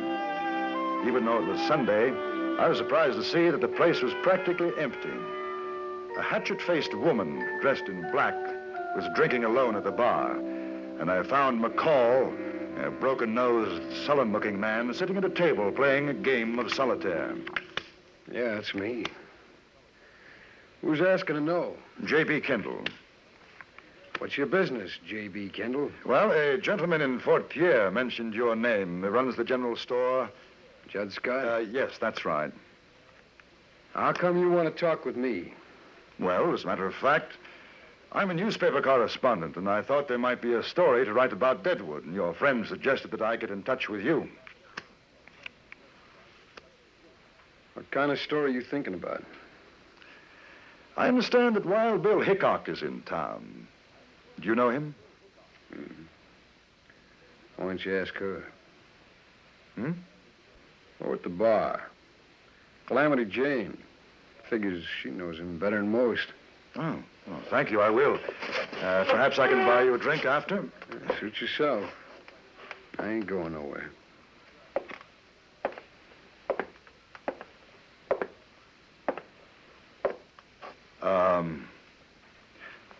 Miss Jane? You talking to me? My name's Calamity. Ain't no miss in it. Calamity Jane. I'm sorry. I'm J.B. Kendall. The gentleman over there mentioned that you were a good friend of Wild Bill Hickok. Who? Why, that ain't no gentleman. That's a stinking pig by the name of Jack McCall. You've been sitting with him. Don't foul up the air around me. Hit the trail, mister. Yeah, well, I was hoping you could introduce me to Mr. Hickok. Hey, you English? Yes. Thought so. Knew an English feller down in Abilene. Wouldn't quit riding herd on me. Had to shoot him. Oh. New in town, ain't you? Just arrived. You ain't friend of McCall? Oh, I only met him a few minutes ago. What brings you? I am a writer, newspaper articles for the London Times. Hey, I guess you heard about me and Wild Bill, huh? Oh, yes. Fastest man with a gun you'll ever see. I ain't too bad myself, but I ain't nothing to Wild Bill. Come on over to the table, bring the bottle, and I'll tell you about me and Wild Bill. Calamity Jane was a strange, almost masculine-looking woman, hard and rough-voiced. She told me of her exploits as a scout with General Crook's army in the war against the Sioux, but most of the time she spoke of Hickok. About a half an hour had passed when I noticed Jack McCall get up from his table and come toward us. Yes, sir. What Wild Bill done in Abilene, there ain't another man could have handled. Why, Hey, he... mister, I thought you was going to buy me a drink. Oh, not just now, Mr. McCall. I'm talking to the lady. Oh, yeah, I see. It's mostly listening. Ain't nobody gets talked much around her. McCall, you want me to put your eyeballs out with this bottle. You open that barn door of yours just once more.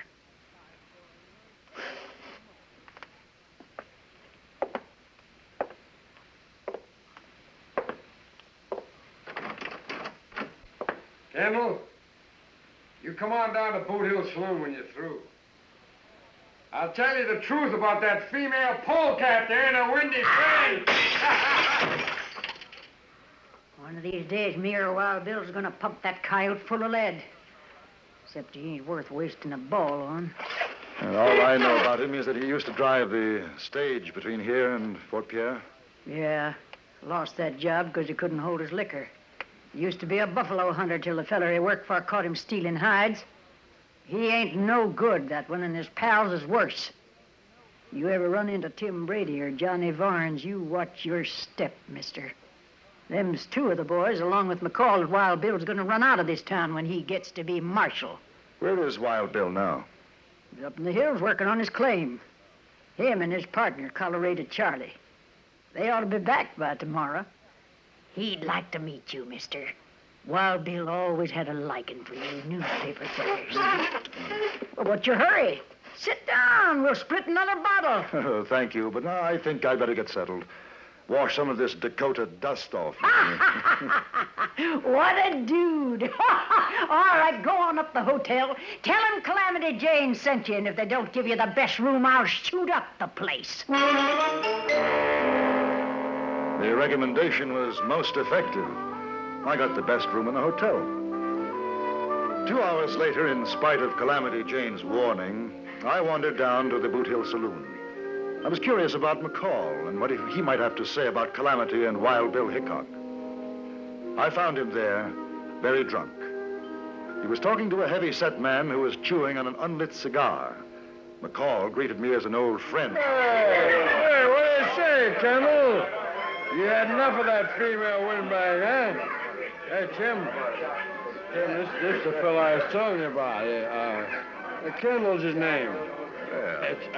Kendall. Hi. How are you? Tim Brady. I owe Mr. McCall a drink. I came down to settle my Oh, debt. that's real fine of you, Kendall. Oh, Jim Kendall's coming to Deadwood to write a story about Wild Bill Hickok, the new marshal of Deadwood. You go and get yourself a drink, McCall. Sure, Tim. Take a chair, Kendall. Marshal of Deadwood. I wouldn't pay no heed to what McCall says. Not when he gets too much whiskey in him. Did he say something? About Hickok being marshal. Oh, well, it's not particularly news. I heard that in Fort Pierre 5 days ago. Well, don't you believe it? Oh? Fellers around here, they don't want his kind. You go writing in your paper a thing like that, you're going to have to turn right around and write that it ain't true. He's not going to get the job? No. I tell you, he does a lot of ear greasing, like that crowbait mare, Calamity Jane. But all them things you hear is just a lot of brag. Hickok never plugged a man unless the feller's back was turned. I was down to Abilene when he dry gulched Will Cole. This is the worst thing you ever seen. Shot him in the back. Then by mistake he goes and kills his own pal, Mike Williams. No, sir. Deadwood ain't gonna put up a man like that for marshal. You think so? Oh, I don't know. I suppose it depends on how many want him. Oh, well, there's a lot of them miners up to the hill. They're the ones. Figure he's a real big man. Heard all them crazy stories about him. You want to know what I think? I'd be very interested. I don't think he'd last 2 minutes as marshal before somebody shot the daylights out of him. Yes, your best thing for Hickok to do is get out of Deadwood and stay out. You see him, you tell him that.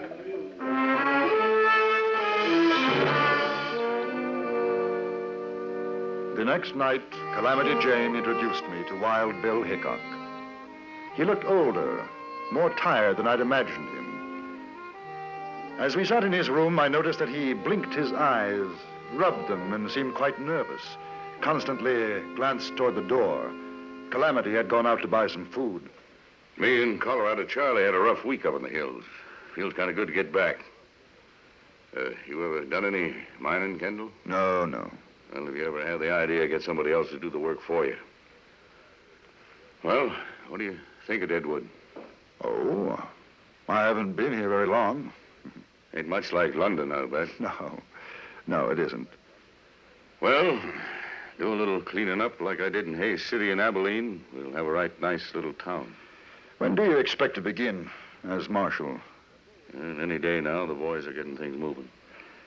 I saw a man yesterday, Tim Brady. Brady? And he asked me to give you a message. Huh? The best thing for Hickok to do is to get out of Deadwood and stay out. Well, that's what he said, huh? Yes. You know why? They're afraid of me. They know what's going to happen after I get sworn in. I run them out, and if they don't run, we have a showdown. Brady and his pal Varnes ain't got stomach for that. I gather they're the somewhat unsavory element in Deadwood. Is that so? Mister, you ain't just milking pigeons. Why, them miners up in the hills would be dead ducks for Brady and his gang if it weren't for me. This is the worst mining camp in the territory. Ain't been no law here since it started, and Brady don't want none. That's how come the miners want me for marshal. Protection. Well, I'm surprised he hasn't tried to get rid of you before this. That jayhawker knows what had happened to him in a shoot-up. He ain't likely to try nothing. A fellow like that gets somebody else to do his dirty work. Oh, it's only me, Bill. Put away the gun. I told you, Charlie, you ought to knock. Keep forgetting. This is J.B. Kendall. He's going to write a story about me for an English paper. Yeah, I run into Calamity down to Carl's place, and she told me. Nice to meet you, Kendall. And you, sir. My old pal, Charlie Utter. Colorado Charlie's good enough. Kendall's been talking to Brady. Oh, that's so. Rest your saddle, Bill. You make me tired standing. Brady said I ought to get out of town. Oh, he'd like that fine. Yeah, he'd like that. Well, I guess I'll go and wash up before Calamity gets back. You staying around, Charlie? Yeah, I thought maybe we'd go down to Carl's later and play some cards. All right. I'll be right back. Sure.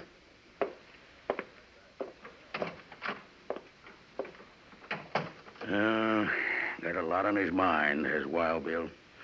He ain't usually like this. He seems to have trouble with his eyes. Oh, you noticed, huh? I wouldn't want you to say nothing in front of Bill, but he's been scared he's going blind. Yeah, things sure don't seem like the old days. Oh, I gotta get these boots off. My feet's killing me.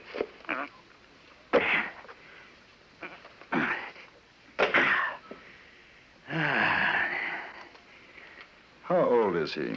Wild Bill? Yeah, let me see. 39. Of course, to hear him talk, you'd think he's closer to 60.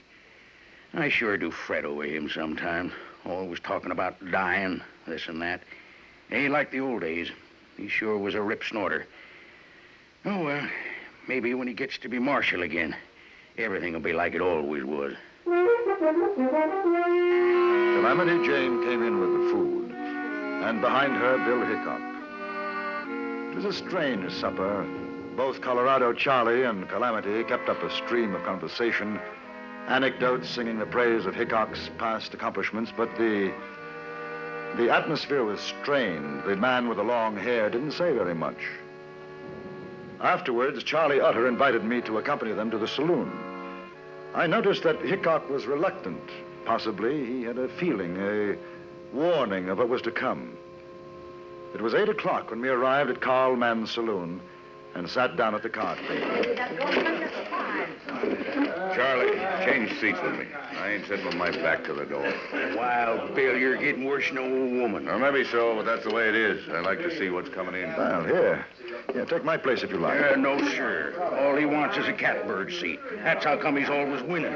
You ain't moving, Bill. You got the right idea, Charlie. Wild Bill, you got your seat, and that's the way it's going to be. Carl, bring us a bottle of whiskey and a deck of cards. Marshal Hickok's going to be the big loser tonight. After a few minutes, we were joined by a miner, and the 5 of us played. It was a friendly game, and we could see Hickok beginning to relax. He was a good player and held more than his share of winning hands. But while the game went on, there was something happening down the street in the Boot Hill Saloon. We didn't know it then, but after it was too late, we heard what had taken place. 3 men sat in a back room, one of them drinking heavily. This was Jack McCall. The other 2 were Tim Brady and Johnny Varnes, the leaders of the Toughs in Deadwood.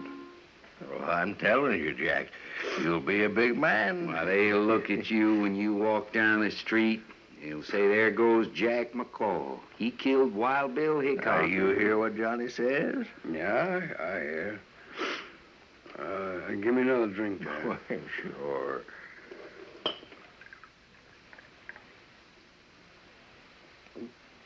He's in Carl's place right now. You could get him easy. Oh, might not be so easy. Well, you ain't afraid, are you, Jack? No, I ain't afraid. No. No, I ain't afraid, but it just won't be so easy. Of course, we could get somebody else to do it. We just figured, Tim and me, we figured you was the man for the look, job. I ain't saying I won't You know do what it. we could do, Johnny? What? We could maybe get that newspaper feller, Kendall, to write something about Jack in his paper. Hmm? How'd you like to see that, boy, in an English paper? Jack McCall shoots down Wild Bill Hickok.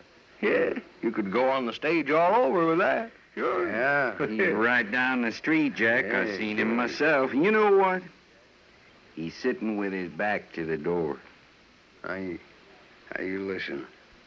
Just listen. How come if you was there, you didn't plug him yourself? Yeah, it ain't no use, Johnny. He don't understand. All right.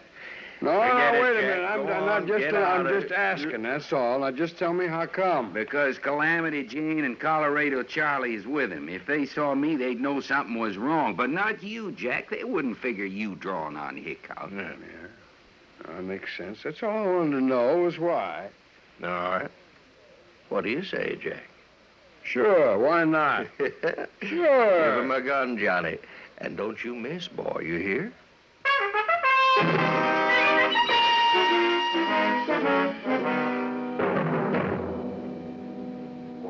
Look at there. 3 kings. He's beat you, Wild Bill. I mean, son of a gun if he hasn't. I had you pegged for no more than 2 pair. Kendall ain't the best player I've seen, but he's sure a lucky one. Deal him out, Calamity. All right. The old feller once in Hayes City drew 2 cards to a royal. Luckiest thing I ever seen. That's a loco thing for a man to do. Sure was. He took one look at his hand and keeled over plumb dead. You know, I had a hand something like that. I won a Chinese girl with it a few weeks ago in Deer Lodge. I did. No kidding. Sure. What did you do with her? Well, I gave her to a man I knew. He married her. Open for $1. Wait. Yes, I'm staying. Stay? Me too. I ain't proud. There. Cards? 3. Kendall? 2, please. Give me 1. Now, here's a man's gonna drop dead if he pulls it right. How's about you, Charlie? 2. Dealer takes 3. Honest woman. That's one thing I ain't nor never hope to be. Your bet, Wild Bill. Well, I'll tell you, friends, I'm going to make this rough on you. $2. All right. I call. Not me. And I ain't dropping dead, neither. Well, I'll see you. I'm a sucker. All right. What do you got, Wild Bill? Prettiest 2 pair you ever seen. Aces and 8s.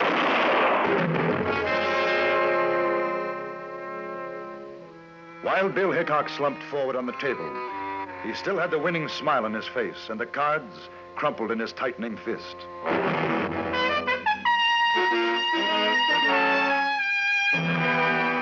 It was Calamity Jane who found Jack McCall. He was hiding in a butcher shop nearby. Colorado Charlie and I dragged him away before she had a chance to use the meat cleaver she was holding. We found 6 cartridges in McCall's gun. The only one to fire was the first, the one that killed Hickok. The other 5 were defective. Before I left Deadwood, McCall was tried for murder, but Brady and Barnes must have chosen the jury themselves, because the final verdict was not guilty.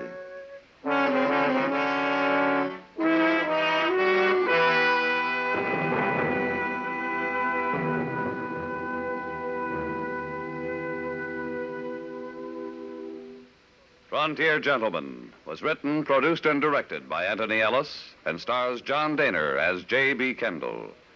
Featured in the cast were John McIntyre, Jeanette Nolan, Jack Moyles, Larry Dobkin, Stacey Harris, and Vic Perrin. Music was composed and conducted by Amerigo Moreno.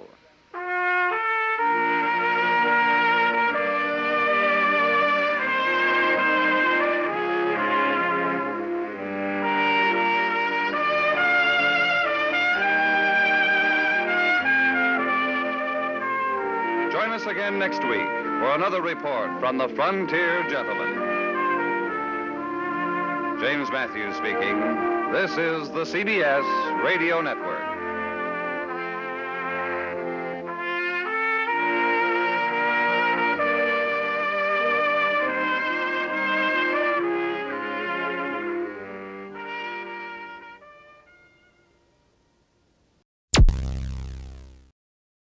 Thank you for listening.